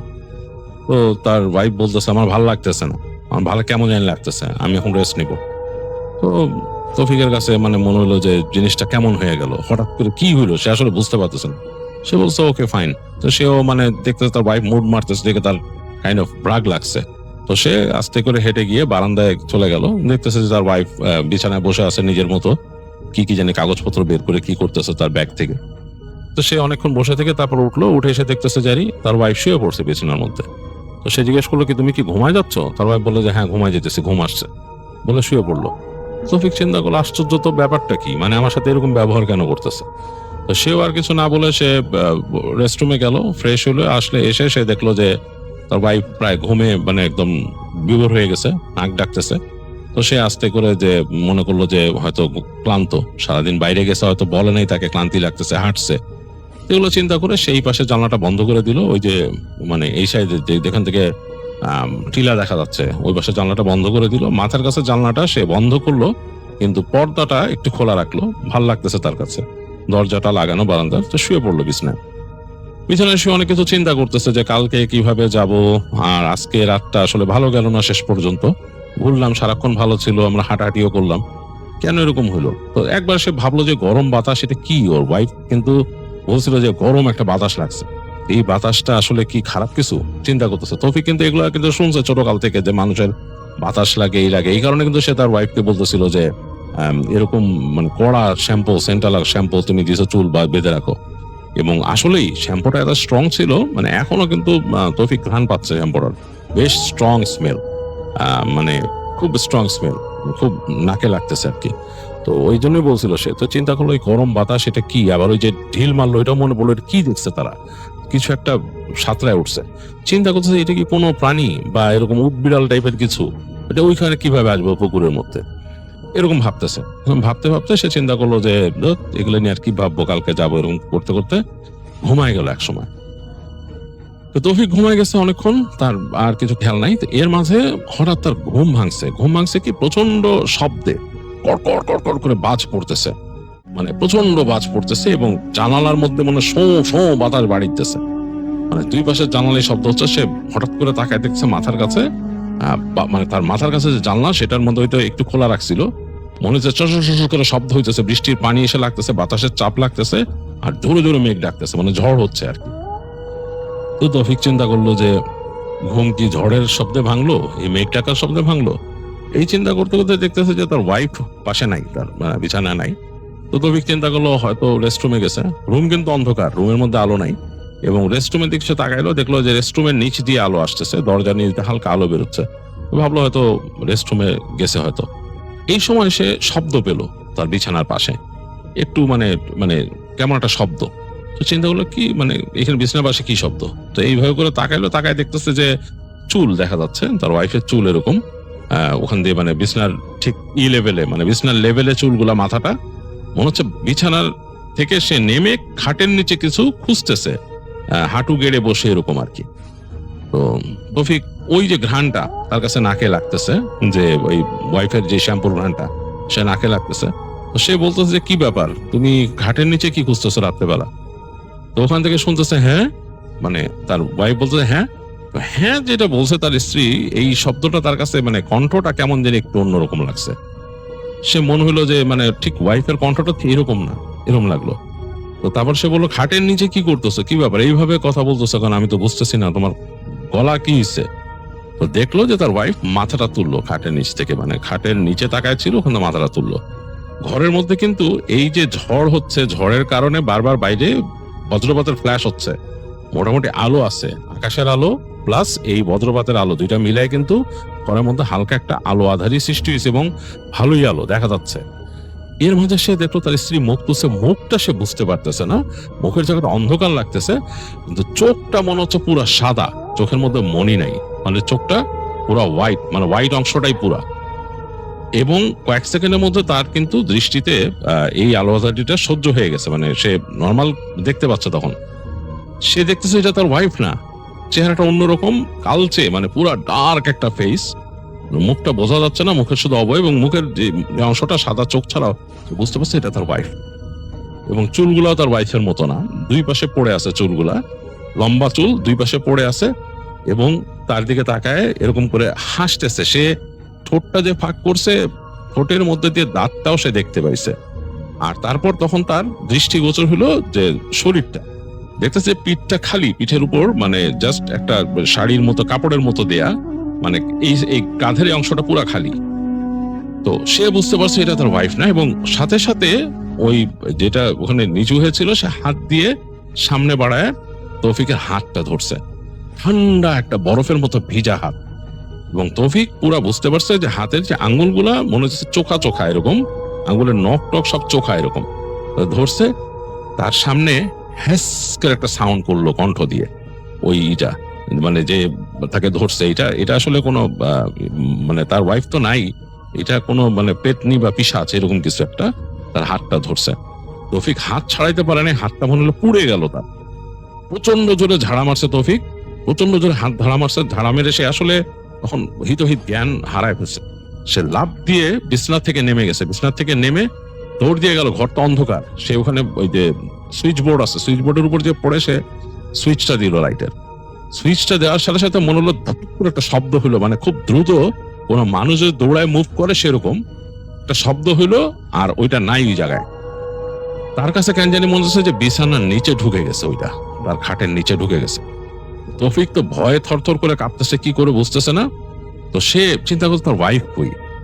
বাথরুমের মধ্যে সে বাতি জ্বালানো দেখছে, যে বাথরুমে যে বাতি জ্বলতেছিল, ওই যে নিচে লাইট ছিল, সে দৌড় দিয়ে গেল বাথরুমের দরজার দিকে, নবটা সে ঘুরাইলো, সাথে সাথে বাথরুমের দরজা খুলে গেল। তো দরজা খোলার পর সে দেখতেছে বাথরুমের যে ইটা, মানে এই যে বাথটব ছিল একটা কর্নারে, সে বাথটবের মধ্যে তার ওয়াইফ পড়ে আছে, চুলগুলা ছড়ানো চারিপাশে, এবং তার কতগুলা চুল মাথার থেকে, মানে এই জায়গায় মাথার থেকে চুল ছিঁড়ে ফেলছে কয়েক গোছা টেনে, এগুলা পড়ে আছে বাথরুমের ফ্লোরের মধ্যে, এবং একটা কল ছাড়া সেটা দিয়ে পানি যাচ্ছে। তো তৌফিক তো প্রচন্ড ভয় পেয়ে গেছে, আসলে তার মানে হিতহিত জ্ঞান সে শূন্য।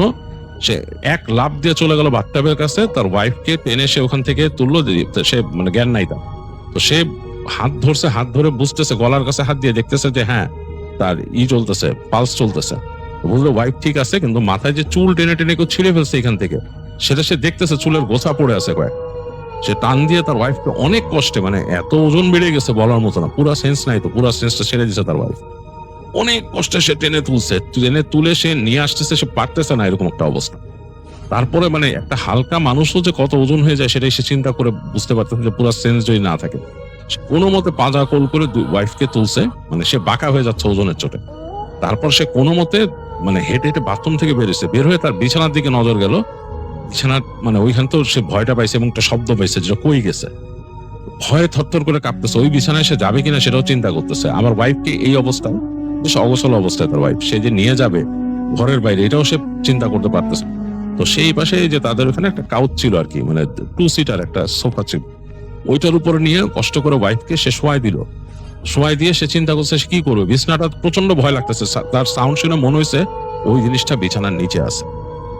তো সে তখন মানে খুব প্রচন্ড রকম ভয়, এর আগে কিন্তু তৌফিক কখনো এরকম প্র্যাকটিসিং মানুষ ছিল না বা চিন্তা করতো না, কিন্তু ওই দিন সে ভয়ে দোয়া পড়া শুরু করে, যতটুকু যা শিখছিল ছোটবেলায়। সে দোয়া পড়তে পড়তে আস্তে আস্তে সে খাটের ওখানে যায়, যে চাদরটা সরায় খাটের নিচে উকিয়ে দেয়। আর এটা কিন্তু বক্স খাট ছিল না, মানে ওই সময় আসলে এত বক্স খাট বা এগুলার প্রচলন ওরকম ছিল না তখন, সেই 2000 সাল বা ওরকম সময় এতটা থাকতো না সব জায়গায়, মানে হোটেল টোটেলে এরকম দিত না, তখন নর্মাল বিছানাই দিত। যাই হোক, সে চাদরটা যখন উঠাইছে খাটের নিচে, তাকায় দেখছে কিচ্ছু নাই, খাটের নিচ ফাঁকা, পুরো ফাঁকা খাটের নিচ। তো চিন্তা করলো ওইটা কোত্থেকে আসছিল, কোথায় গেছে, ওইটা কোনো পিশাচ, সে বুঝতে পারছিল কোনো পিশাচ এই রুমের মধ্যে আসছিল। জাস্ট সে দোয়া পড়তে পড়তে তার ওয়াইফের কাছে গেল, যে তাড়াতাড়ি ওয়াইফের হাত দুইটা এরকম ঘষা শুরু করলো সে, যাতে তার আসে, এবং সে শরীর ভিজা, কিন্তু তার ওয়াইফের শরীর ভিজা, হাত পা ভিজা। তো সে দোয়া পড়তেছে, হাত পা ঘষতেছে। অনেকক্ষণ পর তার ওয়াইফের সেন্স আসছে, কেমন করে তাকাইতেছে তার ওয়াইফ উদ্ভ্রান্তের মতো, মানে সে বুঝতে পারছে মানে অবাক হয়ে কেমন করে উদ্ভ্রান্তের মতো। তো বলতেছে তৌফিক যে আমি আসি তোমার কাছে, অসুবিধা নাই, আমি আসি, কি ব্যাপার তোমার, ঠিক আছো তুমি? বলছে মাথায় হাত বুলাইতেছে, তার ওয়াইফ মাথার কয়েক জায়গা হাত দিয়ে ব্যথায় মুখ বিকৃত করে ফেলতেছে। তো সে তাড়াতাড়ি তার মাথায় হাত বুলাই দিল, বুলাই দিয়ে তাকে উঠায় নিয়ে আসলো, এনে বিছানায় বসাইলো। বিছানায় বসায় বলে কি হয়েছে? তো তার স্ত্রী ভয়ে একদম কুকড়ায় যাচ্ছে। তো সে বললো আমি আছি, তুমি ভয় পেও না, তুমি বলো কি হয়েছে। তো তার ওয়াইফ তখন আস্তে আস্তে বলতেছে তারে যে আমি এখান থেকে উঠে বাথরুমে গেছিলাম। তারপর সে ভয়ে তার হাজবেন্ডকে একদম জড়ায় ধরলো, বলে আমার সামনে এসে দাঁড়ায়, আমার চুল ধরে টেনে উঠে নিছে আমাকে। ভয়ে সে একদম মানে কাঁপতেছে, থর করে, মানে সে বেহুশ হয়ে যাবে এরকম একটা অবস্থা, একদম অ্যাবনর্মাল অবস্থা।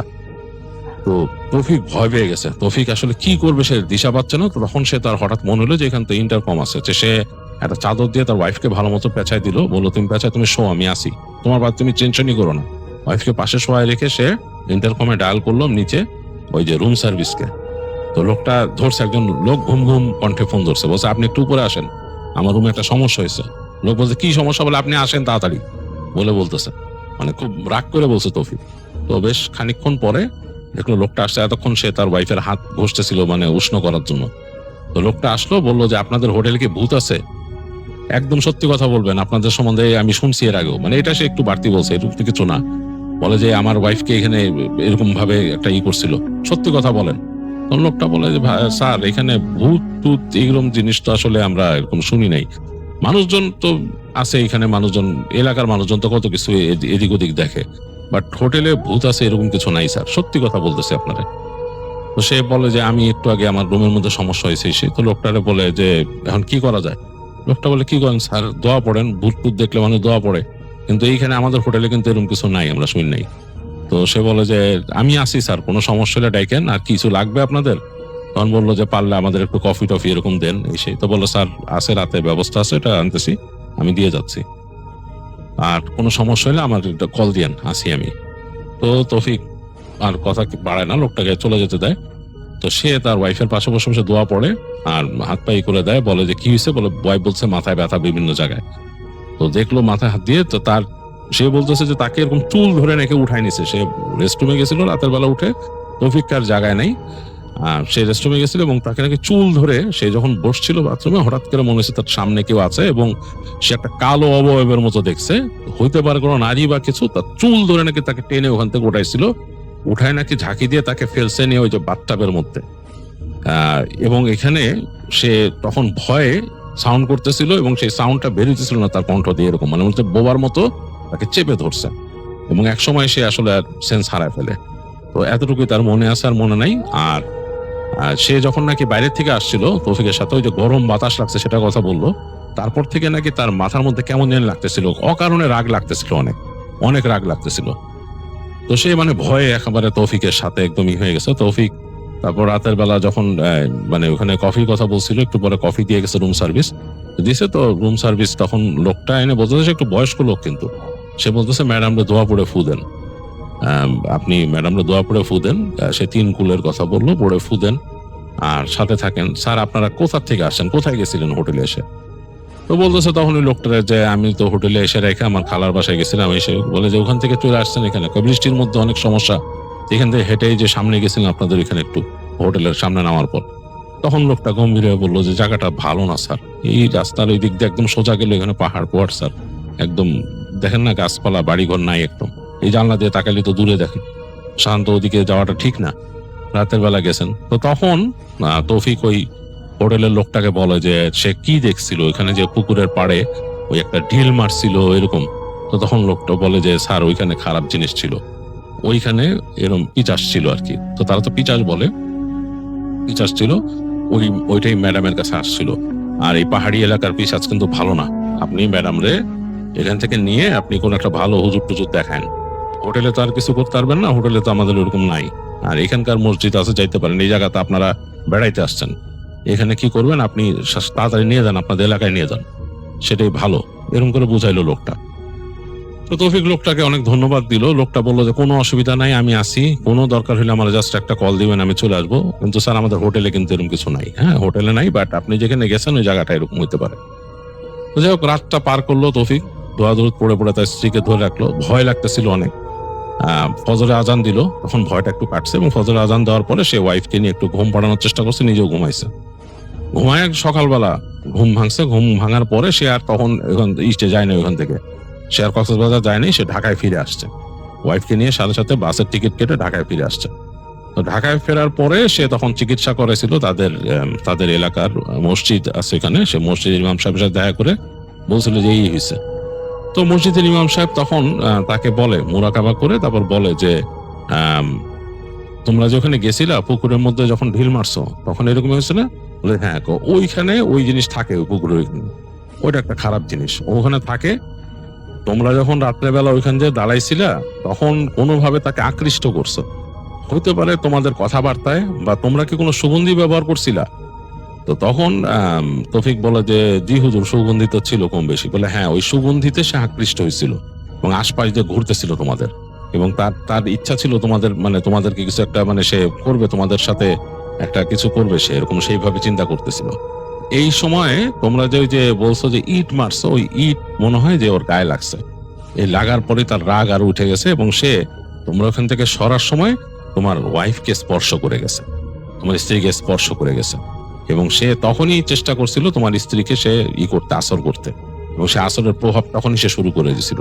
এবং রাত্রেবেলা যখন ওই যে বাথরুমে তোমার স্ত্রী গেছিল তখনই সে তাকে আসর করে এবং ওই যে তোমার স্ত্রীর কাছ থেকে সুগন্ধি পাইছে এবং তার জন্য তার ভিতরে হিংসা ছিল। এটা একটা মেয়ে, এটা একটা মানে খারাপ জিনিসের মধ্যে মেয়ে জিন আর কি, মেয়ে বস জিন। তো সে এর জন্য তোমার স্ত্রীকে ক্ষতি করতে চাইছিল, এই যে চুল টুল ছিঁড়ে ফেলছে যে এই কারণে। তো তখন বলে যে তৌফিক বলতেছে যে হ্যাঁ হুজুর এরকম, আমি অনেক চুল পড়া দেখছি এখানে। বলে যে হ্যাঁ যাই হোক, তুমি এগুলাই করো না, আর এরকম ভাবে এই সুন্দর করে ঘ্রাণ দিয়ে রাতের বেলা মেয়েদের এরকম চলা ঠিক না, নিষেধ, এরকম সুগন্ধি ব্যবহার করে রাতের বেলা এরকম ঘোরাঘুরি করাটা ঠিক না। এইসব খারাপ জিনিসের চোখ পড়ে। আর চুল হচ্ছে একটা মাধ্যম যেটা দিয়ে তারা প্রবেশ করে মানুষের শরীরে। চুল একটা, হাতের নখ একটা, হ্যাঁ, নখ চুল এগুলোর মধ্যে দিয়ে তারা প্রবেশ করে, নাক দিয়েও প্রবেশ করে। এর জন্য উজু করে থাকা বেটার। তো যাই হোক, হুজুর এগুলো বলে বোঝায় তাদেরকে উজু হালতে থাকা, চুলটাকে বেঁধে রাখা, ঢেকে রাখা, তারপর সুগন্ধি রাতের বেলা এরকম ব্যবহার করে চলাফেরা না করা, রাতের বেলা কোনো এরকম ওয়াইল্ড জায়গায়, পুকুর বা এরকম জায়গায় যে ঘোরাফেরা না করা, অকারণে ঢিল না মারা, গরম পানি ফেলে না দেওয়া। অনেকে আছে যে পুরুষ মানুষ যে রাস্তার এদিক ওদিক জল বিয়োগ করতে যায়, এটাও এইসব সবকিছু মানা করে। তখন হুজুর বলে যেগুলো করো না। আর উনি পানি পড়ে দেন, পানিতে ফু দিয়ে দেন, বলে যে এই পানিটা খাওয়াও তোমার স্ত্রীকে, বাসায় জমজমের পানি থাকলে এটার সাথে মিলায় খাওয়াও, আর দোয়া পড়ো বাসার মধ্যে দোয়া দুরুদ পড়ো, সূরা বাকারা তেলাওয়াত করো, এবং আরো বলে 3 কুল পড়ে ফু দিও, রাতের বেলা ঘুমানোর সময় পড়ে 3 কুল পড়ে 3বার করে 3 কুল পড়ে ফু দিবা 2 হাতের মধ্যে, তারপর সারা শরীরে মাসেও করে ঘুমাবা, আয়াতুল কুরসি পড়বা। এগুলা বলে রফিককে বিদায় দেয় হুজুর। আর রফিক এগুলা শুনে আসে এবং বাসায় এগুলো প্র্যাকটিস করে। তো রফিকের ওয়াইফ ভয় পেত, তখন বেশ ভয় পেত। তাদের বাড়িটা একটু খোলামেলা জায়গায় ছিল এবং সেখানে তারা বেশ মানে চলাফেরা করতে ভয় পেত। বেশ বড় বাড়ি তো, বারান্দা থেকে এই বারান্দা থেকে ওই বারান্দা যেতে ভয় পেত। রাতের বেলা ছাদে তো তারা দুজন আগে হাঁটাহাঁটি করতে, এটাও বন্ধ হয়ে গেল তাদের। বাট আস্তে আস্তে জিনিসটা আবার নর্মাল হয়েছিল, তারা অনেক কিছু মেনটেন করে চলতো। এবং এত বছর পরেও রফিক এখনো, তাদের বাচ্চা কাচ্চা আছে, এখনো তারা এগুলো মেনটেন করে চলে, বাচ্চাদেরকেও মেনটেন করায়, এইভাবেই তারা চলে। তো যাই হোক, এই ছিল তৌফিক কামালের ঘটনা।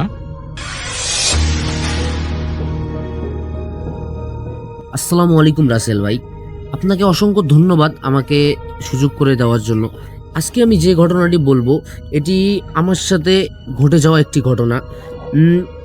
আমি ঠিক 2013 সালে অ্যাম্বুলেন্স চালাতাম। ঠিক তখন আমার সাথে এমন একটি ঘটনা ঘটে যার কারণে আমি রাতে একা অ্যাম্বুলেন্স চালানোই বন্ধ করে দিই। ঘটনাটি ঘটে 2013 সালে। ঘড়িতে তখন রাত 2:17। সারা শহর কুয়াশায় ঢেকে গেছে, রাস্তার লাইটগুলো যেন কুয়াশার ভেতর হারিয়ে গেছে। আমি নিপুণ পেশায়, আমি একজন অ্যাম্বুলেন্স ড্রাইভার। সেদিন রাতেই আমার জীবনের সবচেয়ে ভয়ঙ্কর ঘটনাটি শুরু হয়। রাত 2টার দিকে হাসপাতাল থেকে আমার কাছে ফোন এলো, ভাই একটি মরদেহ গ্রামের দিকে পৌঁছে দিতে হবে। আমি রাজি হয়ে গেলাম। হাসপাতালের মর্গ থেকে 4 জন লোক একটি সাদা কাপড়ে মোড়ানো লাশ অ্যাম্বুলেন্সে তুলল। অদ্ভুত বিষয় হলো, লাশ তোলার সময় একজন বৃদ্ধ ওয়ার্ড বয় আমার দিকে তাকিয়ে বললেন, ভাই যাই হোক পেছনের দরজা মাঝপথে খুলবেন না। আমি হেসে বললাম, কেন? বৃদ্ধ শুধু বললেন, সব লাশ একরকম কিন্তু হয় না। তারপর তিনি আর কিছুই বললেন। কথাটি শুনে একটু কেমন জানি লাগলেও আমি অতটা গুরুত্ব দিলাম না। আমি গাড়ি চালানো শুরু করলাম। আমার সঙ্গে একজন সহকারী ছিল, শামীম। প্রায় 30 মিনিট পর যাওয়ার পর আমরা একটি রাস্তার মধ্যে পৌঁছালাম। হঠাৎ অ্যাম্বুলেন্স পিছন থেকে ঠক ঠক শব্দ ভেসে এলো। আমি ভাবলাম রাস্তার ঝাঁকুনিতে হয়তো বা স্ট্রেচারটা নড়ছে, কিন্তু আবার কয়েক মিনিট পরেই সেই শব্দ, ঠকঠক শব্দটি আবার ভেসে এলো। এবার শামীম ভয়ে বলল, ভাই লাশ কি নড়ছে? আমি হেসে বললাম, পাগল, ভয়ের কিছু নেই। কিন্তু ঠিক তখনই আমাদের দুজনের মোবাইল ফোন একসঙ্গে কেন জানি না হঠাৎ বন্ধ হয়ে গেল। গাড়ির ভিতরে তাপমাত্রা হঠাৎ বাড়তে শুরু করলো। আর পিছনের মিরর খেয়াল করে আমি দেখলাম পিছনের কাচের ওপাশে কাপড়ে মোড়ানো লাশটি যেন ধীরে ধীরে উঠে বসেছে। আমি আতঙ্কে ব্রেক চাপলাম, কিন্তু অ্যাম্বুলেন্স থামলো না, বরং নিচ থেকে আরো জোরে ছুটতে শুরু করলো। আমি এক্সেলেটর দেওয়ার আগেই দেখি আমার গাড়ি আরো জোরে যেতে শুরু করছে। আমার পা ব্রেকের উপরেই ছিল, কিন্তু অ্যাম্বুলেন্সের গতি কমার কোনো লক্ষণই আমি দেখছিলাম না। স্পিড মিটারে 80 থেকে 90, তারপর 100 কিলোমিটার। আমি ভয়ে স্টারিং শক্ত করে আসি। পাশে বসা শামীম কাপা গলায় বলল, ভাই ইঞ্জিন বন্ধ করেন। আমি চাবি ঘুরিয়ে ইঞ্জিন বন্ধ করার চেষ্টা করলাম, কিন্তু অবিশ্বাস্যভাবে চাবি কোনোভাবেও এক বিন্দুও ঘুরল না। ঠিক তখনই পেছন থেকে আবার ঠিক ওই একই শব্দ, ঠক ঠক শব্দটি আবার আমার কানে ভেসে উঠল। এরপর ধীরে ধীরে মনে হলো কেউ কাঠের কফিন বা স্ট্রেচারের ধাতব অংশ নখ দিয়ে আঁচড়াচ্ছে বা কাটছে। আমরা দুজনেই পেছনে তাকালাম। যা দেখলাম তা আমি আজও ভুলতে পারিনি। সাদা কাপড়ে মোড়ানো দেহটি আর শুয়ে নেই, সেই স্ট্রেচারের মোড়ানো দেহটি আর শুয়ে নেই, সেই স্ট্রেচারের উপর সোজা হয়ে বসে আছে। তার মাথা নিচু, মুখ দেখা যাচ্ছিল না। হঠাৎ সে ধীরে ধীরে মাথা তুলে আমাদের দিকেই তাকালো, কিন্তু যেখানে মুখ থাকার কথা সেখানে শুধুমাত্র ঘন কালো অন্ধকার। ঠিক সেই মুহূর্তেই অ্যাম্বুলেন্সের সব লাইট হঠাৎ নিভে গেল। চারদিকে শুধু কুয়াশা আর অন্ধকার। কয়েক সেকেন্ড পর লাইট আবার জ্বলে উঠতেই পিছনে কেউ নেই, স্ট্রেচার খালি, কাপড়টা মেঝেতে পড়ে আছে। শামীম চিৎকার করে উঠল, ভাই লাশটি কোথায় গেল? আমার গলা শুকিয়ে কাঠ হয়ে গেছে। ঠিক তখনই আমার ডান কানের পাশে খুব ঠান্ডা একটি নিঃশ্বাস আমার অনুভব হলো। তারপর ফিসফিস করে একটি কণ্ঠস্বর ভেসে এলো, আমি এখনো নামিনি। আমি ধীরে ধীরে মাথা ঘুরিয়ে তাকালাম। তারপর যা দেখলাম তা দেখে আমার বুকের রক্ত যেন জমে গেল। আমি ধীরে ধীরে মাথা ঘুরিয়ে ডান পাশে তাকালাম, আর সঙ্গে সঙ্গে আমার বুকের ভিতরটা কেঁপে উঠল। যাত্রীর সিটের পেছনে একটি লম্বা সাদা কাপড়ে মোড়ানো অবয়ব দাঁড়িয়ে আছে। তার মাথা অ্যাম্বুলেন্সের ছাদ ছুঁয়ে গেছে, মুখ কোনোভাবেও দেখা যাচ্ছিল না, কিন্তু মনে হচ্ছিল সে আমাদের দিকেই তাকিয়ে আছে। শামীমের পিছনে তাকিয়ে বিকট এক চিৎকার দিল, ভাই ওটা মানুষ না। ঠিক পরের মুহূর্তেই পুরো অ্যাম্বুলেন্স কেঁপে উঠল। স্টিয়ারিং নিচ থেকেই ডানে বামে ঘুরতে শুরু করলো। আমি প্রাণপণে নিয়ন্ত্রণ ধরে রাখলাম। হঠাৎ রাস্তার মাঝখানে একজন বৃদ্ধ দাঁড়িয়ে থাকতে দেখলাম। তিনি সাদা পাঞ্জাবি পরে দুহাত তুলে ইশারা করছেন, থামো। আমি জোরে ব্রেক চাপতেই এবার গাড়ি থেমে গেল। আমরা দুজন দ্রুত নেমে পড়লাম, কিন্তু বাইরে নেমে দেখি রাস্তা একবারেই ফাঁকা। কোনো বৃদ্ধ নেই, কোনো মানুষের চিহ্ন নেই, শুধু ঘন কুয়াশা। ঠিক তখনই অ্যাম্বুলেন্সের পিছনের দরজাটি ধাম করে নিচ থেকেই খুলে গেল। ভিতরে থেকে বরফের মতো ঠান্ডা বাতাস বেরিয়ে এলো। আমরা ভয়ে ভিতরে তাকালাম। স্ট্রেচারের উপর আবার সেই কাফনে মোড়ানো দেহটি শুয়ে আছে। মনে হচ্ছিল কোনো কিছুই ঘটেনি, কিন্তু এবার কাফনের উপর লাল রঙে একটি বাক্য লেখা, আমাকে যেখানে নেওয়ার কথা ছিল সেখানে তোমরা নিয়ে যাওনি। আমার আর শামীমের শরীর একে অপরের মুখের দিকে তাকালাম আমরা, কারণ হাসপাতালের কাগজে যে গ্রামের নাম লেখা ছিল সেটি আর এখন কাগজে নেই। তার জায়গায় কালো কালি দিয়ে লেখা কালীবিল শ্মশান ঘাট, আর সেই নাম আমরা কেউ আগেই দেখিনি। আমি কাপা হাতে কাগজটা আবার দেখলাম। কিছুক্ষণ আগেও যেখানে লেখা ছিল চরবটতলি দক্ষিণ পাড়া, কিন্তু এখন স্পষ্ট অক্ষরে লেখা কালীবিল শ্মশান ঘাট।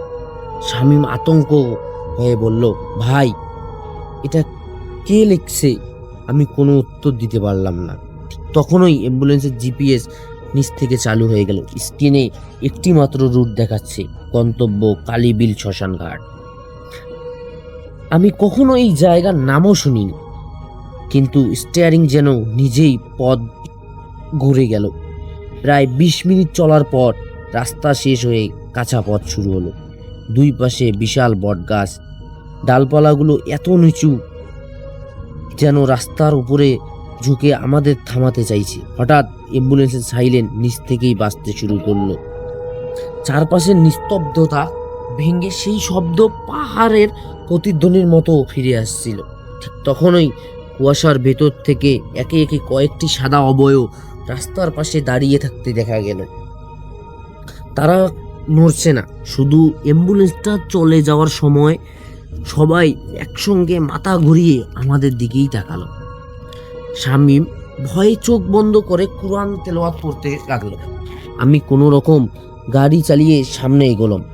হঠাৎ রাস্তার শেষে একটি ভাঙ্গা লোহার ফটক দেখতে পেলাম।